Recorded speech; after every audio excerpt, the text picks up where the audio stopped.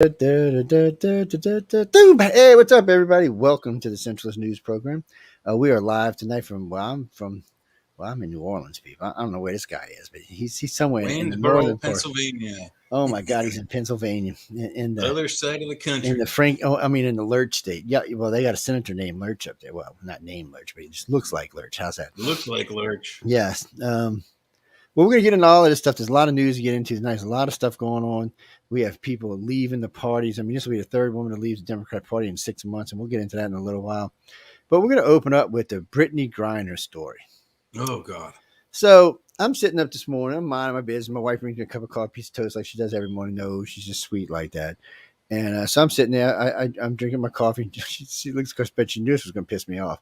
She goes, they let Brittany Griner out. I'm like, what? She said, "Oh yeah, they let her out." I'm like, "Wait! For who did they?" So then I find out. So we let out an arms dealer for this chick. I'm confused, guy. Don't take me. I have nothing personal against Brittany. I mean, she brought illegal drugs in. She brought in vapes, but then she brought in, and I didn't know this. She had quite a lot of this stuff. That's why they charged her with smuggling. So yeah, y'all didn't know that she got charged with smuggling. That's why she got 9 years. And so we're gonna let a basketball girl. I mean, she really no claim to fame other than that. A mediocre athlete at Yeah, best. at best, for an arms dealer. Now, I know she couldn't, but just a big girl, she would have fared pretty well in the Russian prison. It's not like she's a little chick, and I just have a problem with this. I do too. Do you know how long it took us to catch this arms dealer, and how much shit he did, and how much shit he's going to do now? Yeah, how many people is he going to harm on his way out? You know. So this little girl that we got out of jail is going to cost countless amount of lives. We won't even know for a decade. And was it worth it? That's my question. I mean, yes, Christine. If it wasn't my daughter, I'd be the same way. If it was my son, I'd be the same way. And you should be if it's your family. But looking at this, when you weigh the scales here, the scales of justice, this seemed mighty lopsided. I mean, we couldn't get a better deal than this. And wait, we got a guy over there, an American man who's been in jail for 4 years. What? Screw him? See, this is what's wrong with the Democrats. Yeah, this is what's wrong with the Democrats now. The Democrats are just screw everybody. They just want to do just what they want, and that's why people are leaving their party. It's not just representatives leaving their party, or I mean, politicians leaving the party. They're starting to lose members from their party, and they can say whatever they want in this election. This should have been a warning sign for them. Should be a warning sign for both of them. America's not happy with you, either one of y'all. They're not. Oh no, you're all right. I bet you now, DeSantis will be your next president, unless Trump runs as an independent, and then, well, I guess Joe Biden will be your next president. That just scares the shit out of me even thinking about that. It just. Anyway, we'll get to that in a little while. So getting back to Brittany, I mean, really and truly, ladies and gentlemen, do you really? You can write into us, people. You can call into us. You can do whatever you want. We're fixing to set up a system where you can actually physically call in. One of our new hosts coming from the UK was telling Michelle about a particular system they can use that you can call cell phone and tie it into StreamYard. So we'll probably add that in as well. In case y'all didn't know, we will become Roku stars. We'll actually be real TV stars, not just these apps. Which don't get me wrong, I'm happy with LinkedIn, and I'm happy with YouTube, and I'm happy with Facebook, and whoever else we're on. But Roku's real television. I mean, this is serious television. This is where Netflix is and HBO is, and everybody who's anybody went to Netflix when they came out. And now I couldn't even tell you. Last track I heard, Roku had over 4,000 different channels. Now we're going through a company who's connected with Roku, so we'll actually get featured for a while when we first get in, and we'll see where it goes. It should be interesting. This news program should do well on Roku. We have a lot of listeners to start off with, and I think some of this audience, some of our radio audience, will actually come to Roku to listen because they can't probably have Roku at home. A lot of people don't like going and getting on Facebook to watch this, or it's just a pain in the ass, or YouTube, any of that stuff. And a lot of people are leaving YouTube. We're not live on Rumble yet. We will be soon, but we're not live right now. Yeah, the only good benefit to Facebook, even though. Jay's got probed. Jay, you're being probed. If he smiles, we'll know he likes it, people. We'll have to wait till it stops. I'm not sure what's going on there. It might be my hand. I don't know who it's. Could be him. It could be me. Jay, come back to us, Jay. Come back to us, Jay. Oh, he's gone, people. The universe has him. Well, anyway, till he comes back, I'll just yap away. We got a lot going on, and that's why we wanted to bring the. Oh, you back? We lost you. Yeah, I froze up. Yes, it looked like, and I told everybody if you smile, I said you were getting probed, and if you smiled, we know you liked it. So you're lucky you didn't smile when you came back. So, see, we were setting up before you even got here. But getting back to the Britney stuff, I mean, I don't understand. This is a serious prisoner we let go. I mean, this Yeah. guy, and Well, I we mean, don't treat our prisoners like did it. He went back healthy and strong. He's going to be out there selling arms to Iran and all over the Middle East again. And why? yeah, and me and Michael actually discussed this briefly on Facebook. He put up a picture or something of her, and that he was glad she was out. My point of view is, if I were Biden or if I were the president, I'd let her rot. Unfortunately, I'd let her, play out her term. And the only reason is because she's not a player in politics. This Marine is, and I don't know his full story, whether he got, captured in Ukraine helping the Ukrainians, or he got caught at some other conflict between us and Russian forces. But he's a fighter. He's there and he loves America. Brittany Griner hasn't really come out and said any great things about America, and she got Yeah, she's caught for pretty her said own nasty stuff stupidity. about America. Right, but she got caught on her own stupidity, bringing drugs into a country that's really heavy down on drugs. And the fact is that once she got caught, she was all arrogant about it. Oh, it's no big deal this, no big deal that. Let me out. I didn't do anything wrong. Well, yeah, you did. And I don't know how the Russian legal system is, but here in America, ignorance of the law is no defense against a law you've broken, even if inadvertently. Yeah, And she didn't inadvertently break it. She intentionally brought those drugs across the border and got caught in the process. And I'm sorry, but taking her out. That goes right back to her kneeling and all the stuff she was doing at the Olympics and stuff. Mm-hmm. It goes right back to that. She's arrogant, egotistical, and she thought she was above the law. Yeah. That's what she thought. And she has no value versus this Marine who, we let this Marine out for this terrorist arms dealer. We can put him on the detail to go get him again. What is she going to do? Throw a basketball at him? Come on. Yeah. Well, and that's the other thing. Who was more valuable to our country here? Who was going to be more loving to our country? The Marine would have been much more respectful. He would have been happy. We got him out. He'd have been ready to go back and fight for his country. And again, and he's right. What is Brittany going to do? Throw a basketball at the Russians or the Chinese when they come crossing our borders? She's going to run and hide like the little bitch she is. And I'm sorry, people. I think the Marine should have been let out first. This girl's a nobody, does nothing but hate on her country. So the guy who loves his country, we leave in jail. But the bitch who hates her country, we let out of jail.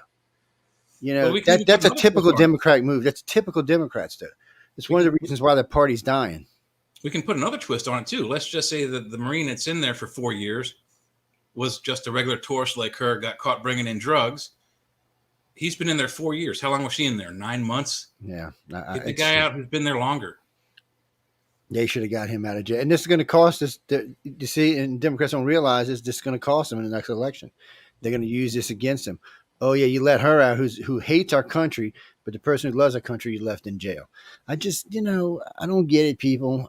Sometimes I just don't understand the Democrats anymore. They're greedy, egotistical asses who are just trying to hang on to power. They don't even care what they're doing for you anymore. There's no manifesto for them that actually helps us anymore. It's just all we're gonna hang on. Let's look at Fetterman. Fetterman's a moron. Now, don't get me wrong, people. I didn't like Dr. Oz either. Okay, see, this is the problem for me with that particular election.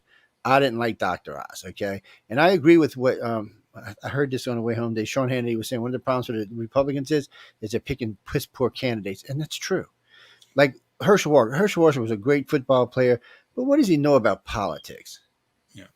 And Dr. Oz is a fairly well-versed doctor. He's an educated man, and he's very charismatic. He's been on TV for however many years. For a long time. And he's way more charismatic than Fetterman. But, how good is he going to be versus Fetterman? Fetterman's already been in the government in Pennsylvania as lieutenant governor. But that doesn't mean anything either. Was he any good? I don't know. I didn't look that up. So, first off, I don't want my politicians wearing hoodies and their wives wearing goth outfits. I'm not even going to lie about that. Have a little respect for the position. You're That's in a all I'm saying. government position, an elected official. You should be wearing a suit and a tie. On your weekend off, put the hoodie on. I don't care. But when you're doing Yeah. business for the state, when you're working for me, wear a damn suit.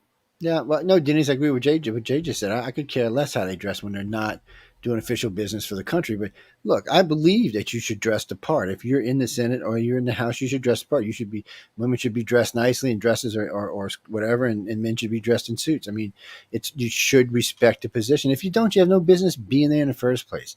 We Mm-hmm. don't want to see a bunch of half-assed people in the House or the Senate. We just don't. And most Americans don't. Oh, what do you mean the millennials? No, the millennials didn't vote as near as much as the Democrats want you to think. Oh, they said that when Obama too. Oh, the young people came out. Well, where was the young people when they lost the House and the Senate for 8 years? Yeah. So there was that many voting for them. That's not true.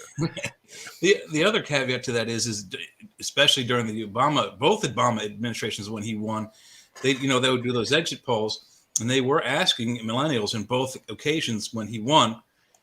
They were asking him questions about, oh, did you like how Obama did this thing or that thing or the other thing? And they were all things that Obama didn't do. There were things that Republicans had done or someone else had done, and they're like, oh, I love that. So the caveat to that is the millennials going in to vote haven't a clue who's doing what. They don't know why they're voting for who. They don't care who they're voting for who. They don't know a damn thing. I mean, I'm no political analyst myself. I'm not a genius in it. However, on this show and other shows with Joe, I predicted that Trump was going to win even before the election started really getting rolling.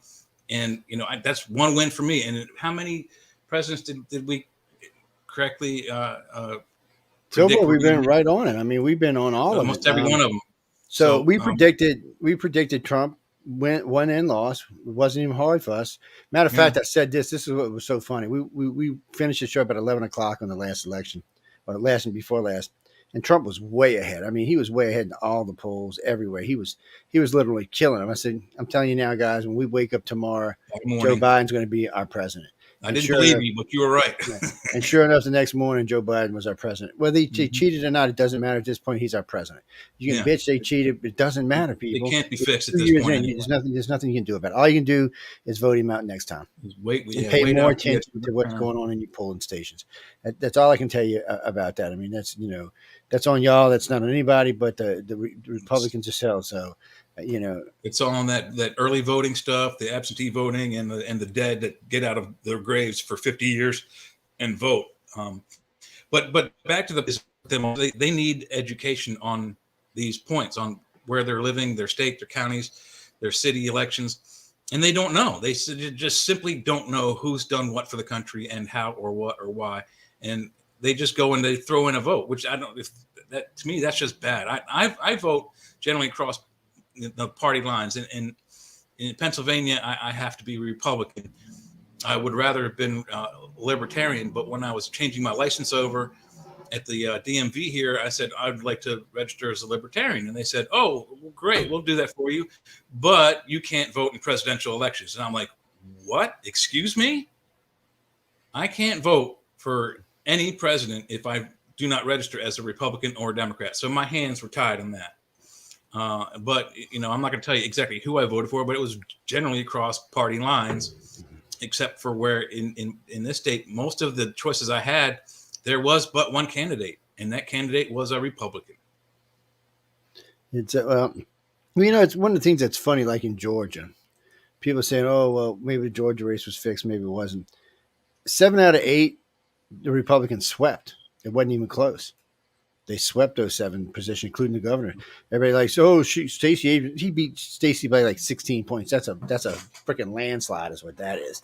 And both times he beat it by that. Stacey needs going, but the Democrats are having the same problem too. They're putting unelectable candidates. Stacey Abrams is not electable. She's a hate, and everybody knows she's full of hate, and she's racist against white people. So why would they put her in office?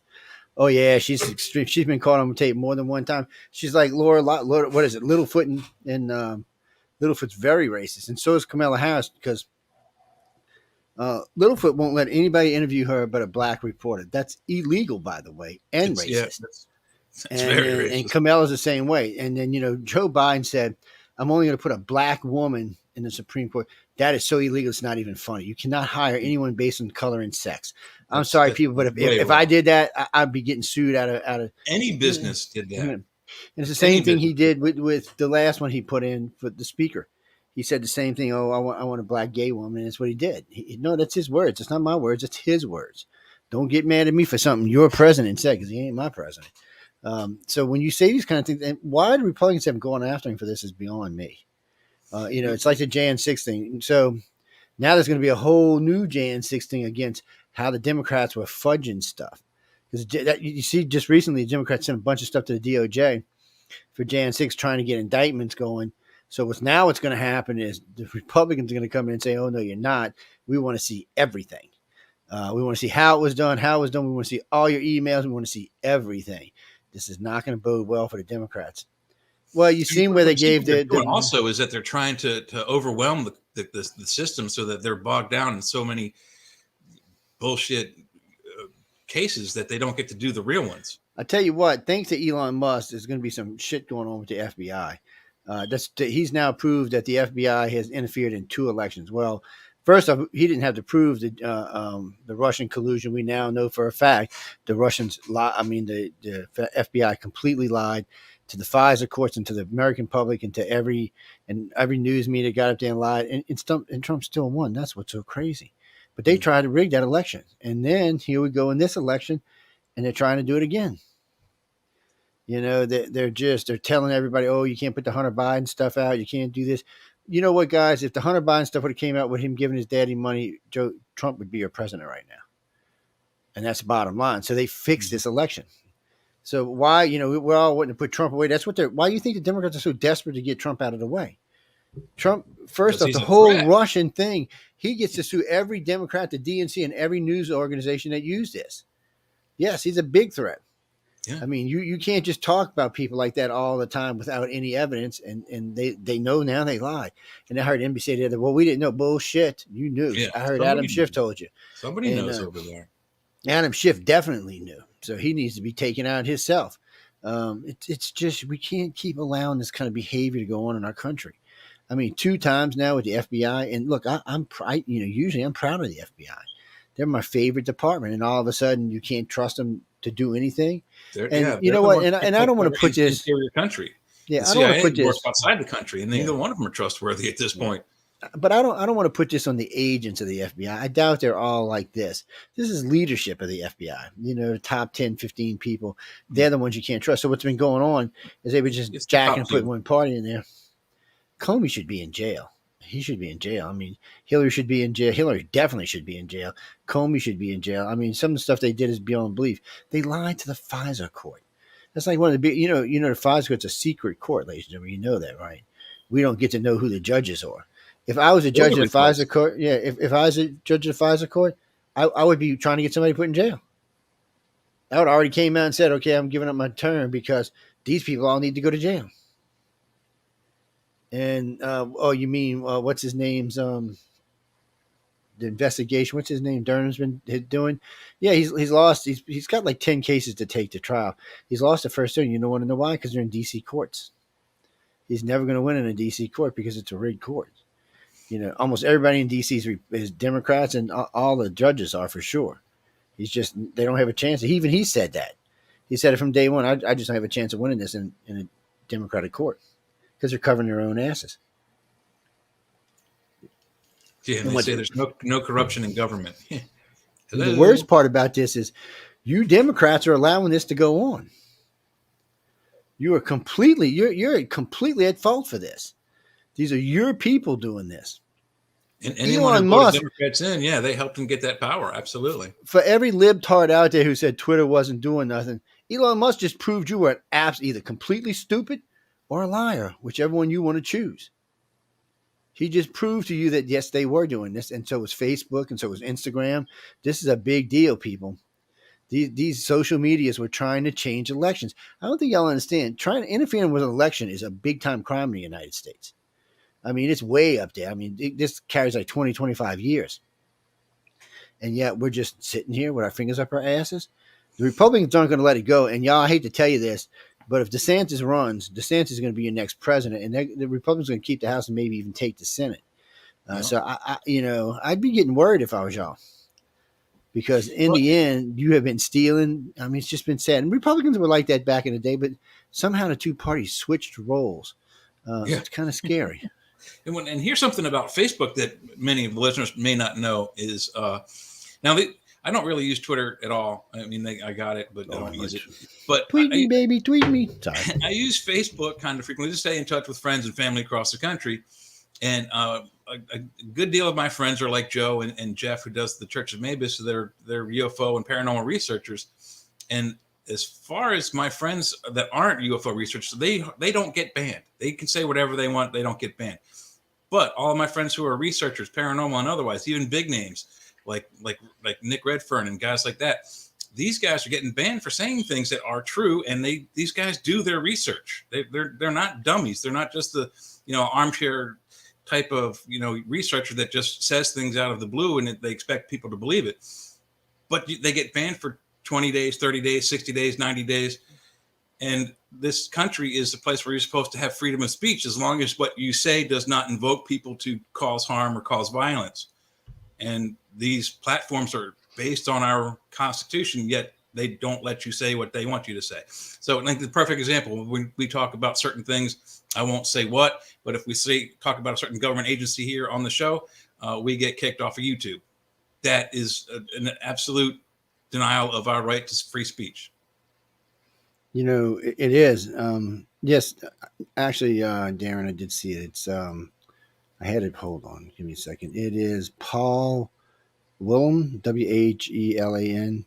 He's been in 4 years, and it starts off. The Reuters article starts off today. Talks are free, and former U.S. Marine Paul from prison Russians continue, even though Joe Biden completely ignores the wife.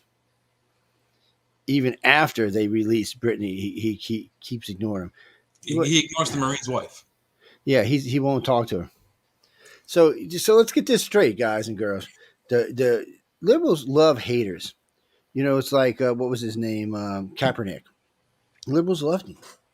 He's the greatest thing. He hates America. Why would you love anybody who hates America? Look, it's got its pits and falls, but you better look around the world, you dumbasses. It's far better than the rest of the world. I hear somebody the other day, oh, that's better place. Where? Well, then move. Because let me tell you what, there ain't many places better than the United States.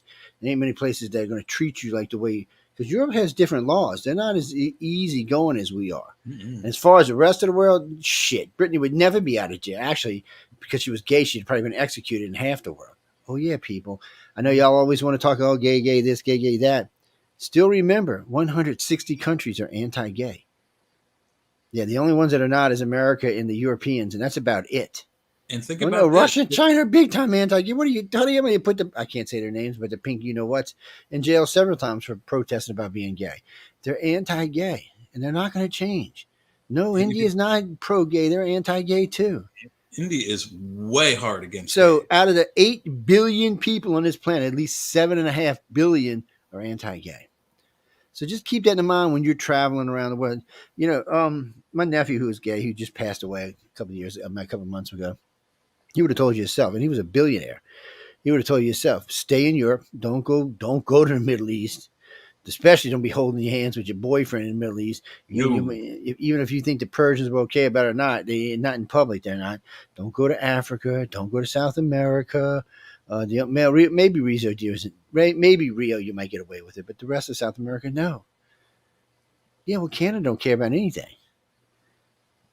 They're losing their rights. By the way, several of the hosts on this network are Canadian, and they're all up in arms because they're going to start monitoring their Facebook and all the rest of them, and they're going to cut them down to a lot of stuff they can't say and talk about anymore.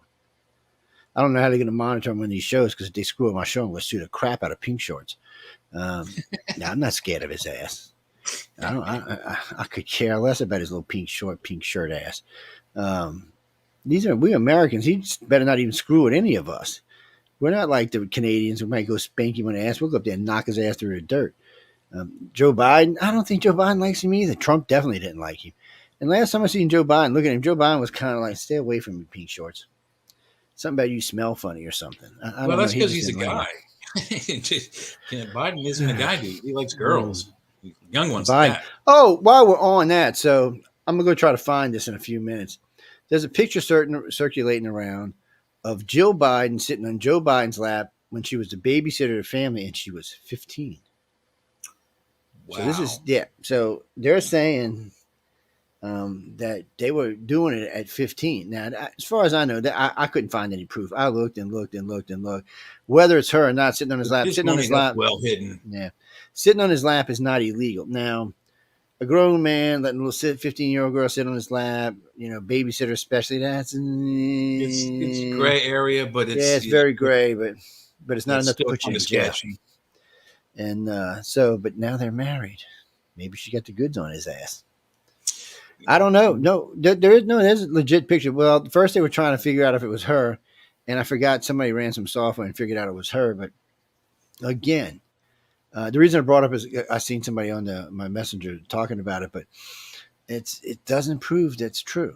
I mean, it does show a pattern through him, though, through his life, the way he, touching on people. Oh no, those pictures when the White House for when he was a senator, and then when he's no, he'd touch my daughter like that, I'd have had a problem. Yeah, I'd be in jail right now. I would. Oh God, no, I'd have had a problem with that. He's just weird, and maybe he's not. Maybe he's innocent and don't know better. But I doubt that. He's what, almost 80 years old. A I'm not strange doubting that. pattern, though. I mean, it really, really. I mean, he sniffs their hair, he sniffs their hands, he sniffs babies. I'm not going to evoke the guy from Sam Neill from Jurassic Park. Babies stink, but he's down there sniffing babies. I mean, yeah, it's weird. It's just it's a fetish that is. I don't even think it's in any of the fetishes on the list of fetishes.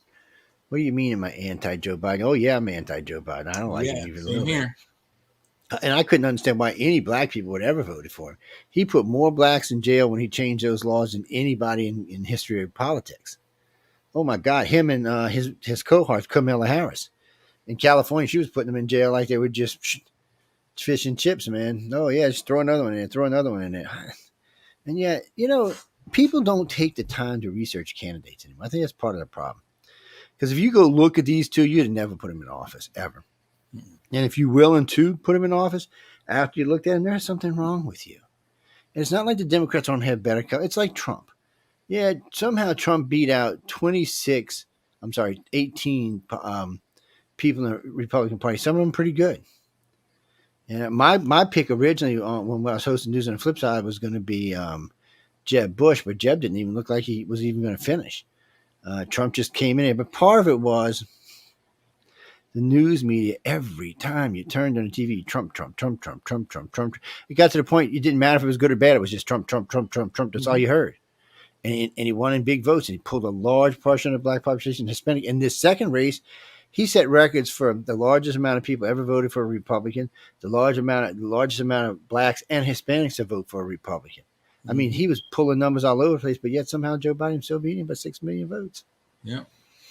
You got to question that. You really have to question that. It's because the black and Hispanic vote were down for the Democrats. So where did the extra votes come from? It's the pure volume of talk about him, though. I mean, even now the Democrats they're all talking bad about him. We want to Jan 6 this and Jan 6 that and get him arrested for this, that, and the other thing. The more they talk about him, the more publicity they're giving to him and giving him votes.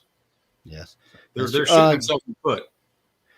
Carol, I am a little worried about Elon Musk because he's taking on the FBI, he's taking on the Senate, he's taking on the president. Now, I got to say, if something mysteriously happens to Elon, the country might flip out because it's not just Republicans. The Democrats like Elon, too. They're not happy with his little new thing, but they knew Twitter was no shit themselves. They can't. Most liberals cannot tell you that, oh, we didn't know Twitter was like that. That's bullshit. That's an outright lie. They know it was. They know what Twitter was, and they were enjoying it just because they could say anything they wanted. And if a Republican torched them back, oh, it was hate speech, and off they went. Oh, I watched several of my liberal friends say things, and then somebody would come back on it, and they would toss them off. And and it was just, it was just funny. I mean, sadly funny, but we had 100,000 accounts over there that they dropped for spamming, which was archives. I don't know. We might be able to get him back. Elon Musk torches Adam Schiff false claims about hate speech on Twitter. Ooh, Elon, what did you do now, Elon? It's he's not going to take any crap. And being the richest man in the world, he don't have to take any crap. And he's got good lawyers. He's got good people around him. And if you want to go head to head with him, Adam Schiff, I think you might lose. I think you really might lose on your little, what is it, $400,000 a year salary. And even you might have a few $1,000,000 in the bank. He probably drops that as chump change for his guys to pick up. I'm telling you, dude, don't go against this guy. You're not going to win. Especially for all the stuff he does in the United States. Right now, he's helping our U.S. military out in ways you can't even think of, Mr. Schiff.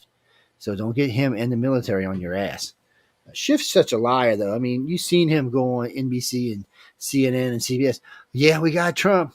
Oh, this stuff's coming out this week. Oh, well, I seen it, man. We got him. He lied. He said many, many times, I've seen it. We have the evidence. He lied and lied and lied and lied and lied. That's again, that's trying to turn the outcome of it. So you've got all of the Democratic press, which is NBC, CNN, ABC, and CBS. All of them were saying, "Oh, we have Trump."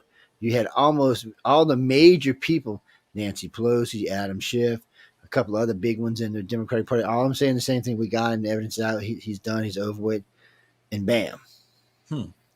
All of a sudden, we found out 4 years later, 5 years later, it was a complete lie.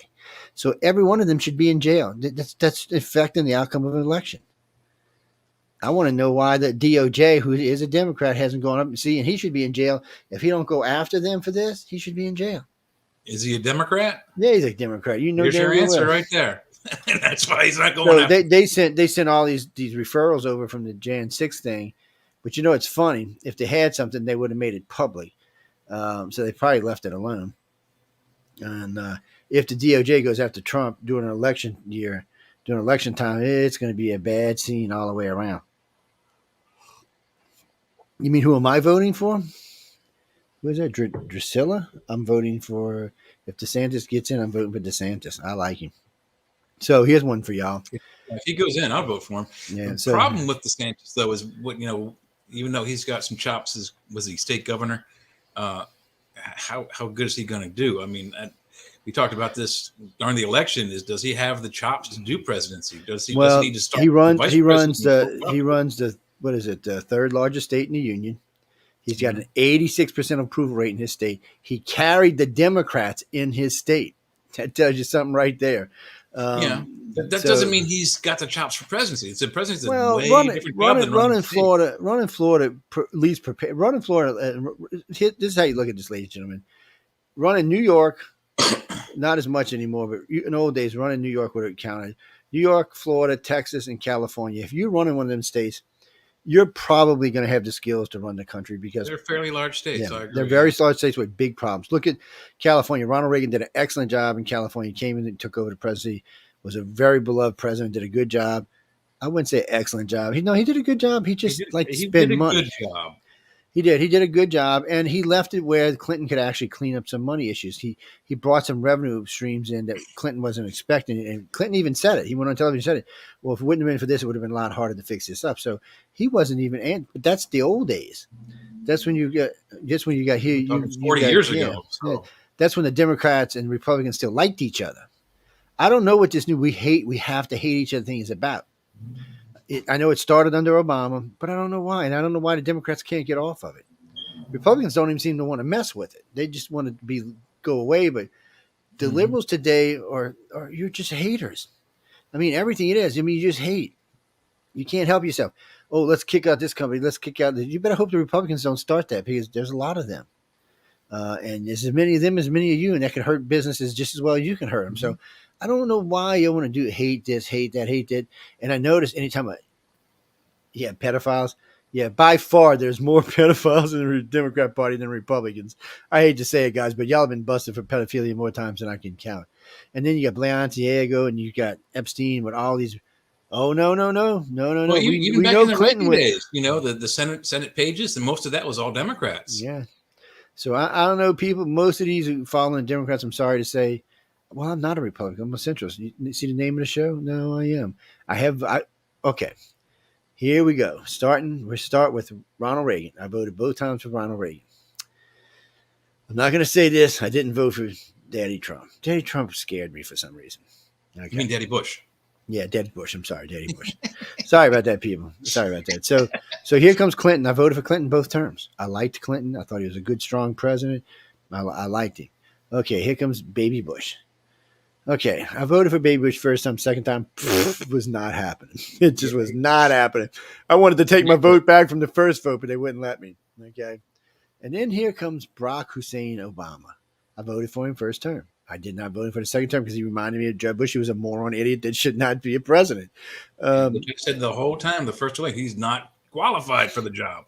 He just wasn't. I mean, he was a junior senator for 6 months. He had no political experience. He had no business being president. That's on you, libtards. That's on you. You screwed the country up for 8 years because what? You just wanted the power. You didn't care about they us. Thought he was a great senator. He spent 2 months, 6 months, 8 months as a senator. 6 months and didn't get the vote. Not once. Yeah. And they also said, oh, he's a great lawyer. Well, if he's a great lawyer, why was he asked by his wife was a good lawyer. He wasn't even a lawyer. He was a political. What do they call him? He was a community organizer, is what he was. Right, but both Barack and his wife Michelle were both asked, rather pressured by the Chicago Illinois Bar Association to give up their licenses, or they would be taken to a court for ethics violations. And they gave up they cannot practice law in any state in the union. And then everyone says, "Oh, they're great lawyers, they're great senators, they're great." He was none of those things. No, nothing. And it wasn't about. Could he run the country? It was about we needed the power. That's when you went wrong, libtards. You just got greedy for power, and ever since, then, the country's just teetering because you won't stop. It's not the power. You need to start thinking about the people and not the power. Sometimes you don't have the people to run. I mean, look at some of your politicians. Go back and look at some of the people in your party. Nancy Pelosi, really? Chuck Schumer? They're two of the biggest lies I've ever seen. I mean, they're constantly, and I mean, if you don't believe me, I can quote 100 different lies for both of them. Hell, just on Trump, I can quote that. And there's lots of other stuff they've lied about. And then it's like Nancy's husband. Okay, if this was any other story, we would know everything that happened. But because it's Paul Pelosi, NBC pulled the story that they had that there was a naked man in the house with him. So it sounded. Wait a minute. The last time we heard the story, it was two men in their boxers. Yes, but they were now saying one guy was naked. He got mad, and it was his boyfriend. And the glass was not broke from the outside in. The glass was broken from the inside out. Yeah. So somebody had a fit, and there was a woman present. I don't know what was going on. I don't know. Y'all can type all night long. I have no idea what was going on in there. It does sound like it might have been a little gay flingy. This is what happened is the two boyfriends had a bit of a fight. They made a mess. They called the maid to come over and clean up. And by the time she got there, the police showed up. End of story. End of story. Yeah, well, Pelosi don't want her husband know. Look, I'm not saying. It's just all of a sudden NBC pulled the story. Yep. Yeah. And nobody got to see that story again. Oh, there's lots of stories since. Pulled off the internet. Absolutely. Oh yeah, they pulled that original story, and anything that related to it had to be pulled. I mean, it was that or get sued.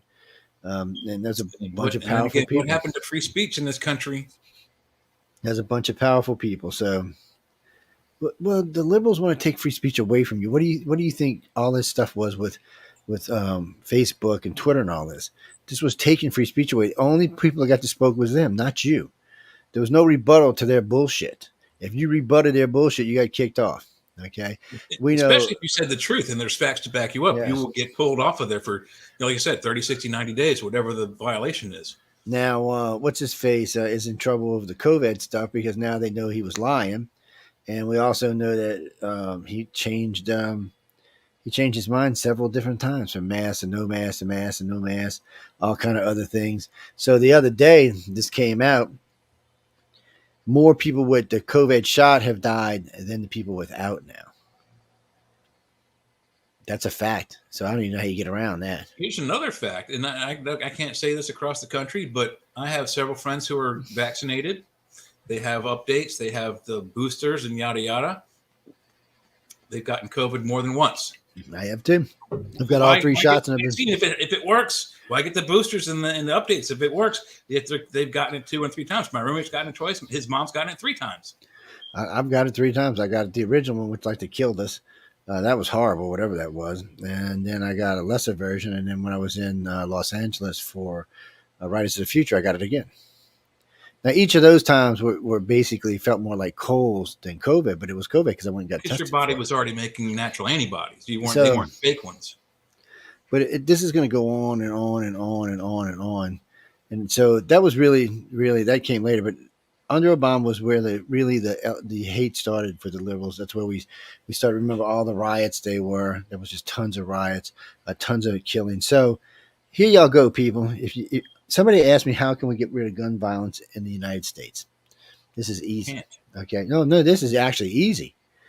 Just kick the Democrats out of party. That's all you got to do.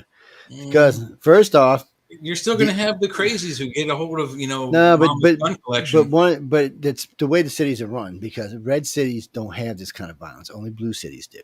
This is not something that goes on in red cities. So Baton Rouge and New Orleans are the same size cities. Okay, both in Louisiana. Baton Rouge is red run. New Orleans is blue run.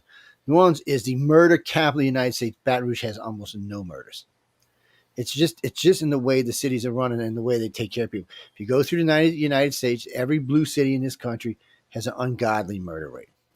So if you go to like Dallas and Texas, different parts, big cities and towns, if you go like Houston's out of just blows Dallas and Fort Worth out of control. One's got a red, blue, one's got red. And it's worse than that though. It's much worse than that. So Ronald Reagan, mass shootings, zero. Oh shit, I know, zero. Bill Clinton, I think I can't remember what they said about Daddy Bush, but I think there was one. Bill Clinton, I think there was him and Jeb Bush. I mean, him and Baby Bush were both around 8. Okay, so then Barack Hussein Obama, 128. Donald Trump, 0. Joe Biden's already up to 30. It shows you the difference in the way the country feels safer when there's a red. It's not just that when you do overseas stuff and where we feel safer. As a nation, we feel safer when there's a red president than a blue president, and it shows. We already know. Even Putin said this. Putin said if Donald Trump was still president, I would not have invaded the Ukraine because he was scared that Trump would have just sent in tanks. You've seen what happened with North Korea. Trump said, if you don't knock it off, I'm going to send a submarine over there and wipe you out. Boom, there was no more launches. There was no more launches until he was sure that Trump was getting in. Because, there might have been a few things that made it. And then all of a sudden, the launch. If Trump was president, it wouldn't be going on. There's a difference in the way they conduct themselves and the way they present themselves around the world. Joe Biden is a weak president. And he's allowing our enemies and people, even our allies, feel nervous, and our enemies feel jumpy. They can feel like they can do what they want. I got some numbers here, Joe. I'd like to talk about real quick, just to give the listeners an idea of how the country votes. Now they just finished the redraw elections in Georgia, so the numbers have changed a little. And I still have my maps up from the election last month, and the numbers are astounding. It's amazing that there's even a Democratic president. So I'll start at the governor level. Governor results: 36 states were involved in this election. 18 voted red. 18 voted blue. So it's a straight draw across the board, and that's at the state level, which is state governor, state control. House results, which is more by county by county. There's, I don't know how many. Each state has so many reps to represent so many counties. All 50 states were involved in this prior election. Blue went 8. All right, blue states 8. 42 red. That's overwhelming. That's 90. That's over 90%. That means there should be in my opinion, a Republican president. Now back to the stateside level again with the senators. 34 states involved in this election. 19 red, 15 blue. So there's a clear disconnect in some of the state levels. But if you look at the maps, I didn't go down to the county levels, but anyone who's out there can go to Google, type in 2022 election results, and you can put up all 3 maps: Senate, governor, House, and look at the map. And then if you click on a state, it'll zoom in and it'll show you how each county voted. It's nearly red all the way across the board, yet there's a Democratic president. So where's the disconnect? Why is so much of the country red, yet only these small little areas of blue are able to overwhelm all that red and put Well, in the Democratic. and that's exactly why we have the electoral vote system, because places like New York and California are vastly have bigger numbers. I mean, the Upper East Coast is, I think, 60 million people, and then you've got another 40 out in California. That's 100 million. That really changes the One layout fourth of of the the country, yeah. yeah. So that really changes the layout, but that's changing because, in case y'all didn't notice, ladies and gentlemen, New York lost the House. They're red now. They did win the governorship barely, but they lost the House up there. So it's a different change in state now, my friends. Well, we knew that when we seen Trump get 45% of New York, and then this governor guy got 47.5%. That's damn close. So it tells you right there, New Yorkers are not happy, but Democrats don't care. I mean, they let that chick rerun. That chick is a moron. Why would you want her to be your governor or anything? I wouldn't let her govern my backyard. I mean, I don't understand you liberals sometimes. I mean, stupid politicians are stupid politicians. Oh, I didn't even see you over there, Amelia. How you doing, sweetie? I just seen her text there. I must have had the thing closed. I don't know. You missed Oh when we were yeah. talking Thank about you, your Matt. boyfriend, Pink Shorts, though. We had a good conversation about Pink Shorts and how we love him and stuff, and how he's going to be Canada's dictator and stuff like that. I don't know, but all I know is in our country, the numbers can't prove it out. If you look at the It's it, blue states it versus boggles the the red mind. I states, mean, you'll staring at these find maps, I'm like, it's red across almost everywhere, and it's these small pockets of blue in the around the big cities overwhelm the rest of the country. It's in my opinion, it's unfair, but that also may come down to votership. I mean, the more people vote, there may be, if we got if all people in the United States voted, what would happen? it'd be interesting to It see. would be very interesting to It, see. it would be interesting to see. And that's another problem, getting people out to vote. I mean, we've been seeing better voting things. What do you mean? No, I think Warwick beat Herschel fair and square. Actually, I like Herschel, but I hate to say it. Great Warnick was a athlete better candidate. He was a better candidate. Look, you can't vote based on color. That's like being racist. or athletic Okay? ability. Yeah. You can't do that. You have to vote on the candidate who's going to do the best for us. We the people, not we the politician, not we the party, not we the anything, just we the people. If you're not voting for what's going to do best for us, then you're already screwed. And I noticed a lot of you, I could tell by a couple of races, especially the one in Pennsylvania, you weren't voting by you were voting by your party's color. You weren't voting by anything else. That was sure. But yes, Janine, I've said it 100 times. I didn't like. You know what? You're right. I wouldn't have voted for either one of them. So I guess I can't bitch because my rule is if you don't vote, you can't bitch.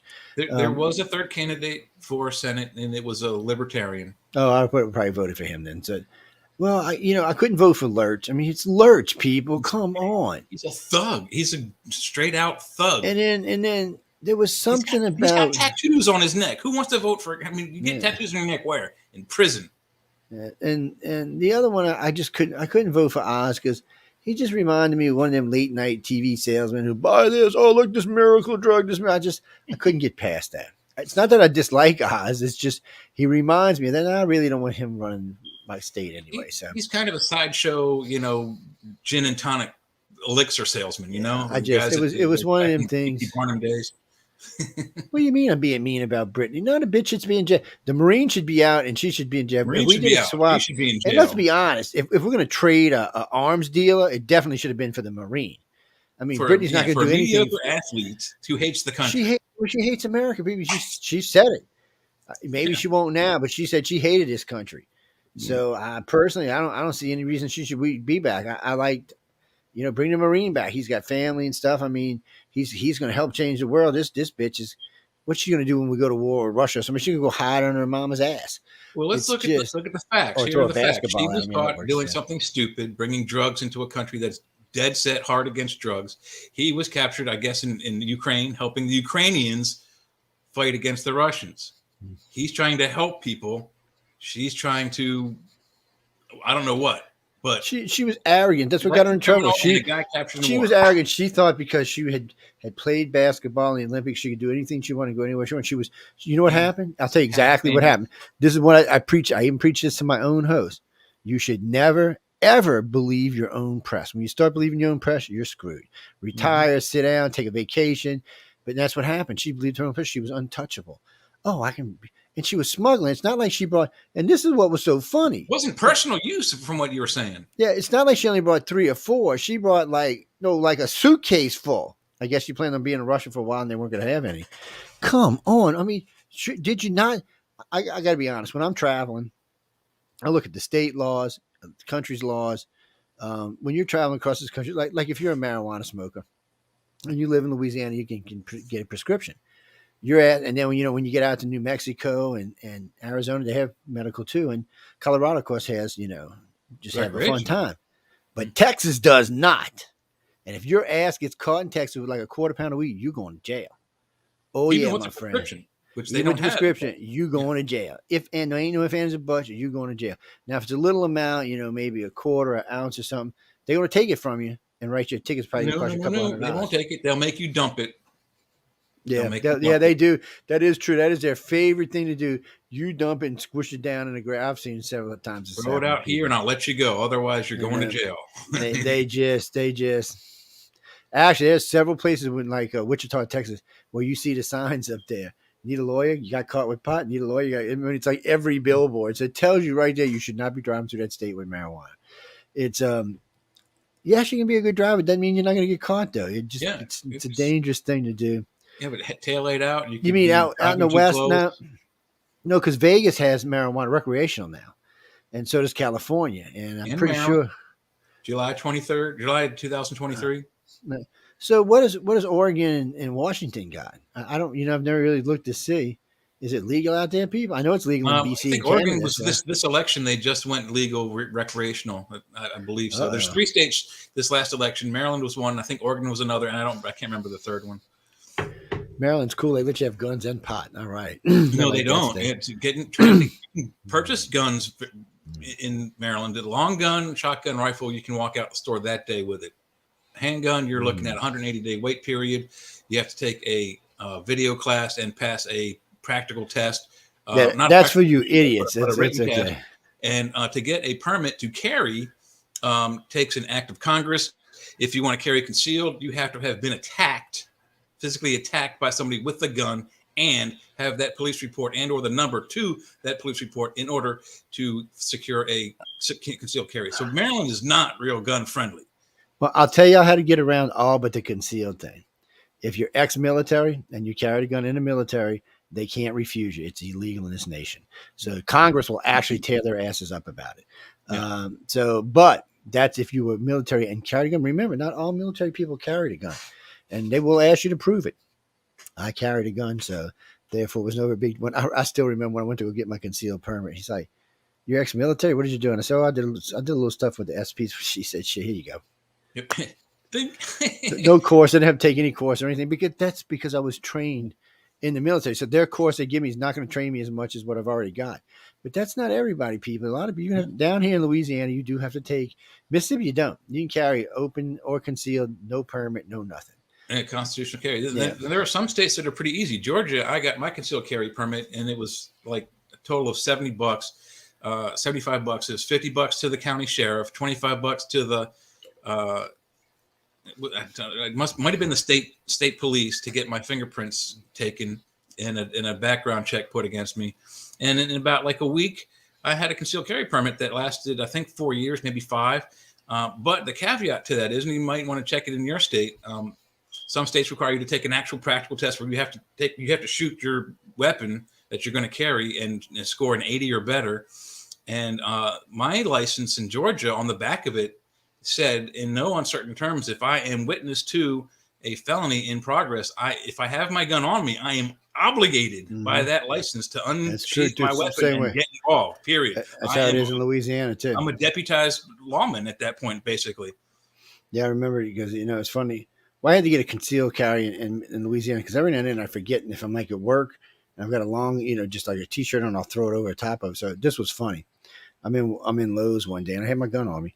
And a cop come up and said, "You got a permit for the concealed weapon?" I said, "It's not concealed." He said, "Yes, it is." I said, "No, you can see the bottom piece of the gun right there." And he said, "Son of a bitch, you can't you?" I said, "Yes." I said, "For it to be concealed, it has to be completely covered to be concealed." Unseen, right. So in that case, I wasn't. And I have a big gun too. That Martha's big; she don't play around. And no, she's like, well, I got a target pistol because in the military, I learned how to shoot. Well, long before I got in the military, because come on, people, I was raised in a bayou. Yeah. For what my 10-year-old present was a 410. Was My it 12-year-old present it was was a double gauge 12 gauge, and I got a 9 millimeter. I'm sorry, I got a 380 when I was 11. Then I got a 9 millimeter when I was 14. yeah, I 380 mean, is not millimeter light. yeah. I mean, yeah, I got 380 from my wife. I got two of them actually. I got one, keep one in the bedroom for and one in the back seat of the car. And oh no, people, she can shoot a shotgun. Oh hell yeah, she grew up in the bayou too. She knows how to shoot a shotgun. She had no qualm shooting your ass if you came up my house too. Just boom, boom, you're dead. Boom, boom with a scattergun. You need one shot, not two. Yeah, the cop told her, make sure he falls this way though, not that Yeah, way. making sure he falls in the house. Or let him get through the door, then shoot his ass. I was laughing. He was serious too. I was laughing, but you know what? In all fairness, 90% of the time when I'm wearing my gun, most cops ask me if they can see it because it's cool looking. Yeah. It is a target pistol. It's made for rapid fire, unless you got the 110s in it, then it wants a jam. But if you got the 127s or 145s, it shoots like a bitch. It's fast. It's light, and the way it's designed, it's nose heavy, so when you're target pressing and you're holding it, it comes up and hits the target for you. You don't have to self adjust your wrist. It's really nice. I watched a guy win the championship 3 times with it. So I got friends out there spending $2,000-$3,000 modifying their Glocks. He took it out of the box. I think it was $800 out of the box and won 5 tournaments within a week with the damn thing.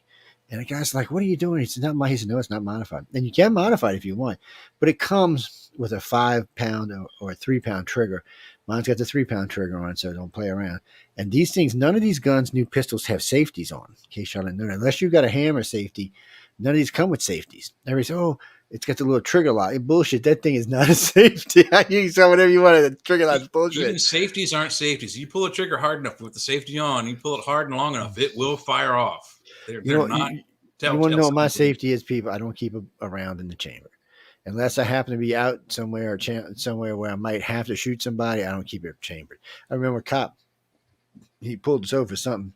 He said, "Can I see it?" He took it. He had to go look at it. I remember he's carrying a gun like this is so stupid. So he comes back. We're talking. He said, "Why didn't you get around chambered?"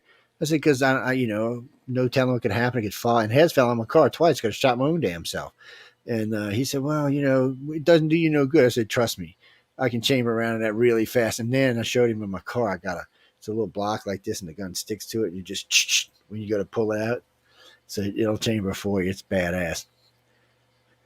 I got a quick cool story for you too. I already had my concealed carry permit, but I'm sorry, no, it did not have my concealed carry permit yet. But I had just purchased a Camaro from my brother up here in Virginia, and I was driving back to Savannah, and of course I brought one of my pistols with me. And in Georgia, it's open carry, so the gun can be loaded, but it has to be on the seat in plain sight. So if you get pulled over, the officer can see it. Yeah. And then you also need to declare it. So you better declare. That's for damn sure. Yeah, you better, or you're going to get your ass shot. But I was like, I don't know, 2-3 miles from my apartment, and I got pulled over it's like midnight, 1:00 in the morning. It's like I'm doing like 10, 11 miles over the posted speed limit because I was tired. I was in a Camaro. I wanted to get the hell home, drink a beer and then pass out. But this county police officer pulled me over, and I keep my hands on the steering wheel way up high, lights on. And as soon as he gets up to me where the window's down, I was like, "Hey, officer, I got to tell you, I've got a gun over there. What do you want me to do?" And he's like, "Left hand, thumb and finger only, hand it to me." So I do. And he looks at it, and I see it in his eyes. He's like, "Oh, God." He thought it was a 1911 45 caliber, which is a common gun. It's not. It was a 9mm Smithfield, or Smith. The guys up in Boston, up in Massachusetts, they made the original 1911s. It's chambered in 9mm, and I'm thinking he's going to come back. He's going to yell at me for having a silver-plated sissy gun, and give me a ticket for like $90 for doing 10 over the speed limit. He comes back, he hands me my gun, clip, extra bullet, and he says, "Get on home. Nice gun." And he liked my gun and gave me a pass on the $90 speeding ticket. They're funny like that because people who actually own guns and are responsible with guns they're different.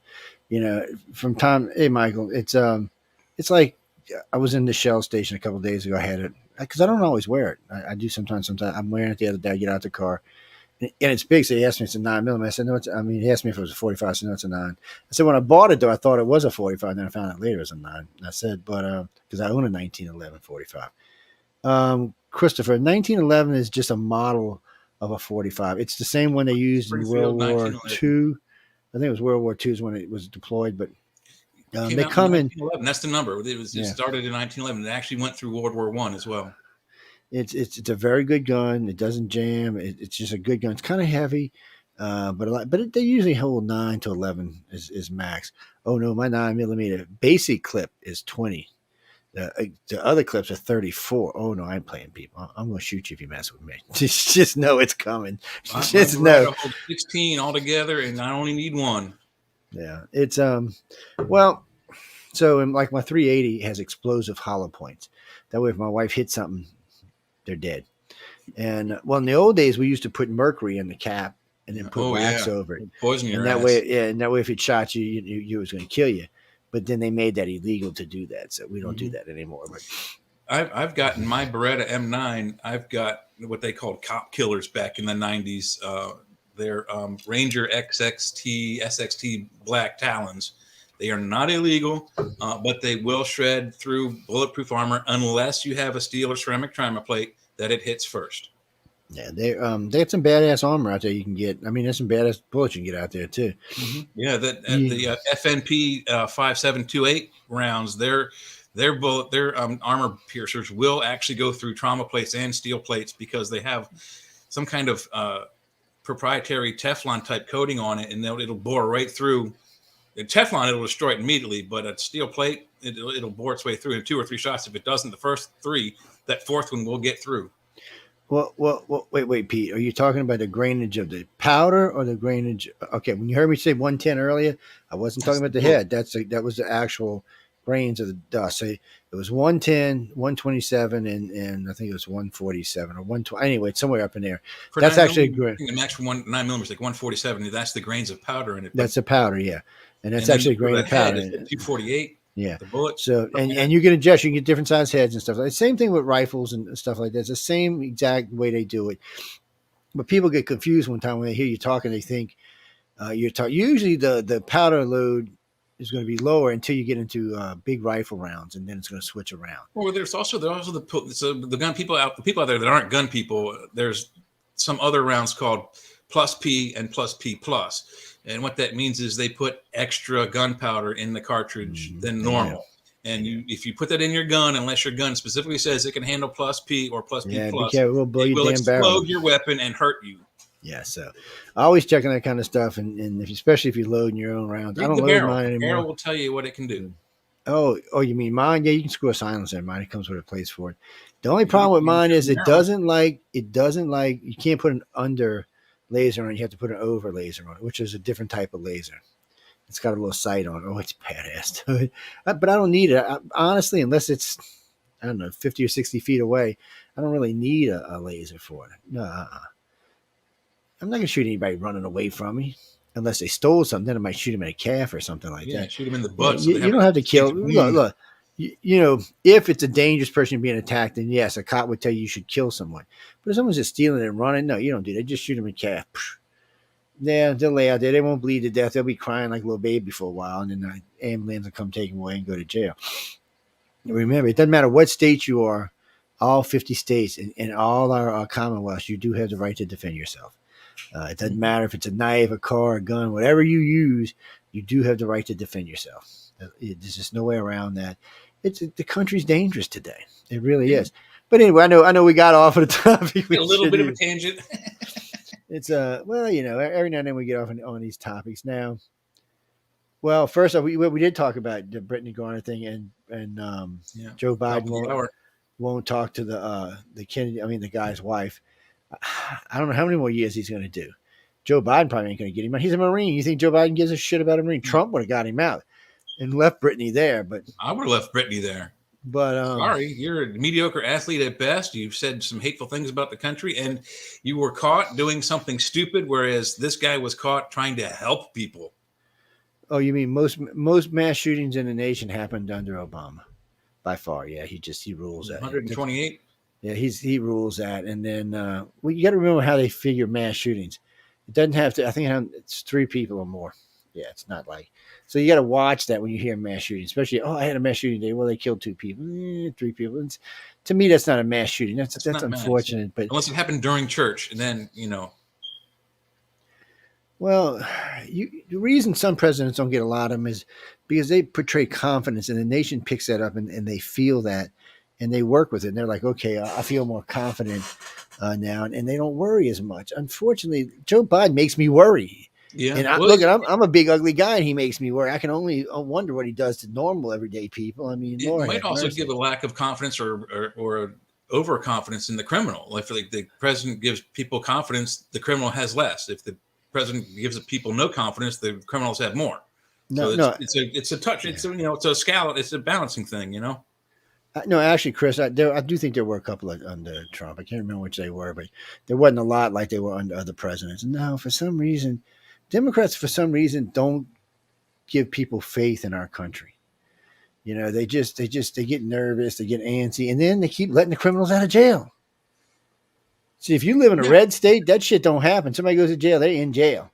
You live in a blue state, they let the guy out in California. He killed somebody, posted bond, got out, went killed somebody else. So and then then the governor don't want them to sue because it was their fault. I'm like, you got to be freaking killing me, man. Someone's at fault. Someone gets sued for it. Well, most states with accidental shootings of children, Illinois. Chicago is the city though. Oh yeah, there've been several over the years of drive-by shootings where they're shooting somebody else and a bullet ricocheted. Like the one girl was sitting up in her bedroom reading her book, getting ready for school. Came through the walls. Yeah, killed her. It's hard to do.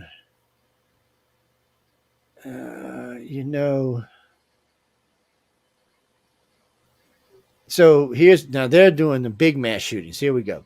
This is 17 or more. So this is a better thing than because the other one gives them all like a bunch. So Lyndon Johnson had 1. Ronald Reagan had 3. Is that George over Bush. both? Is that over both administrations for Reagan? That's the whole time he was there 3. So then he So had it might have been one administration had 0.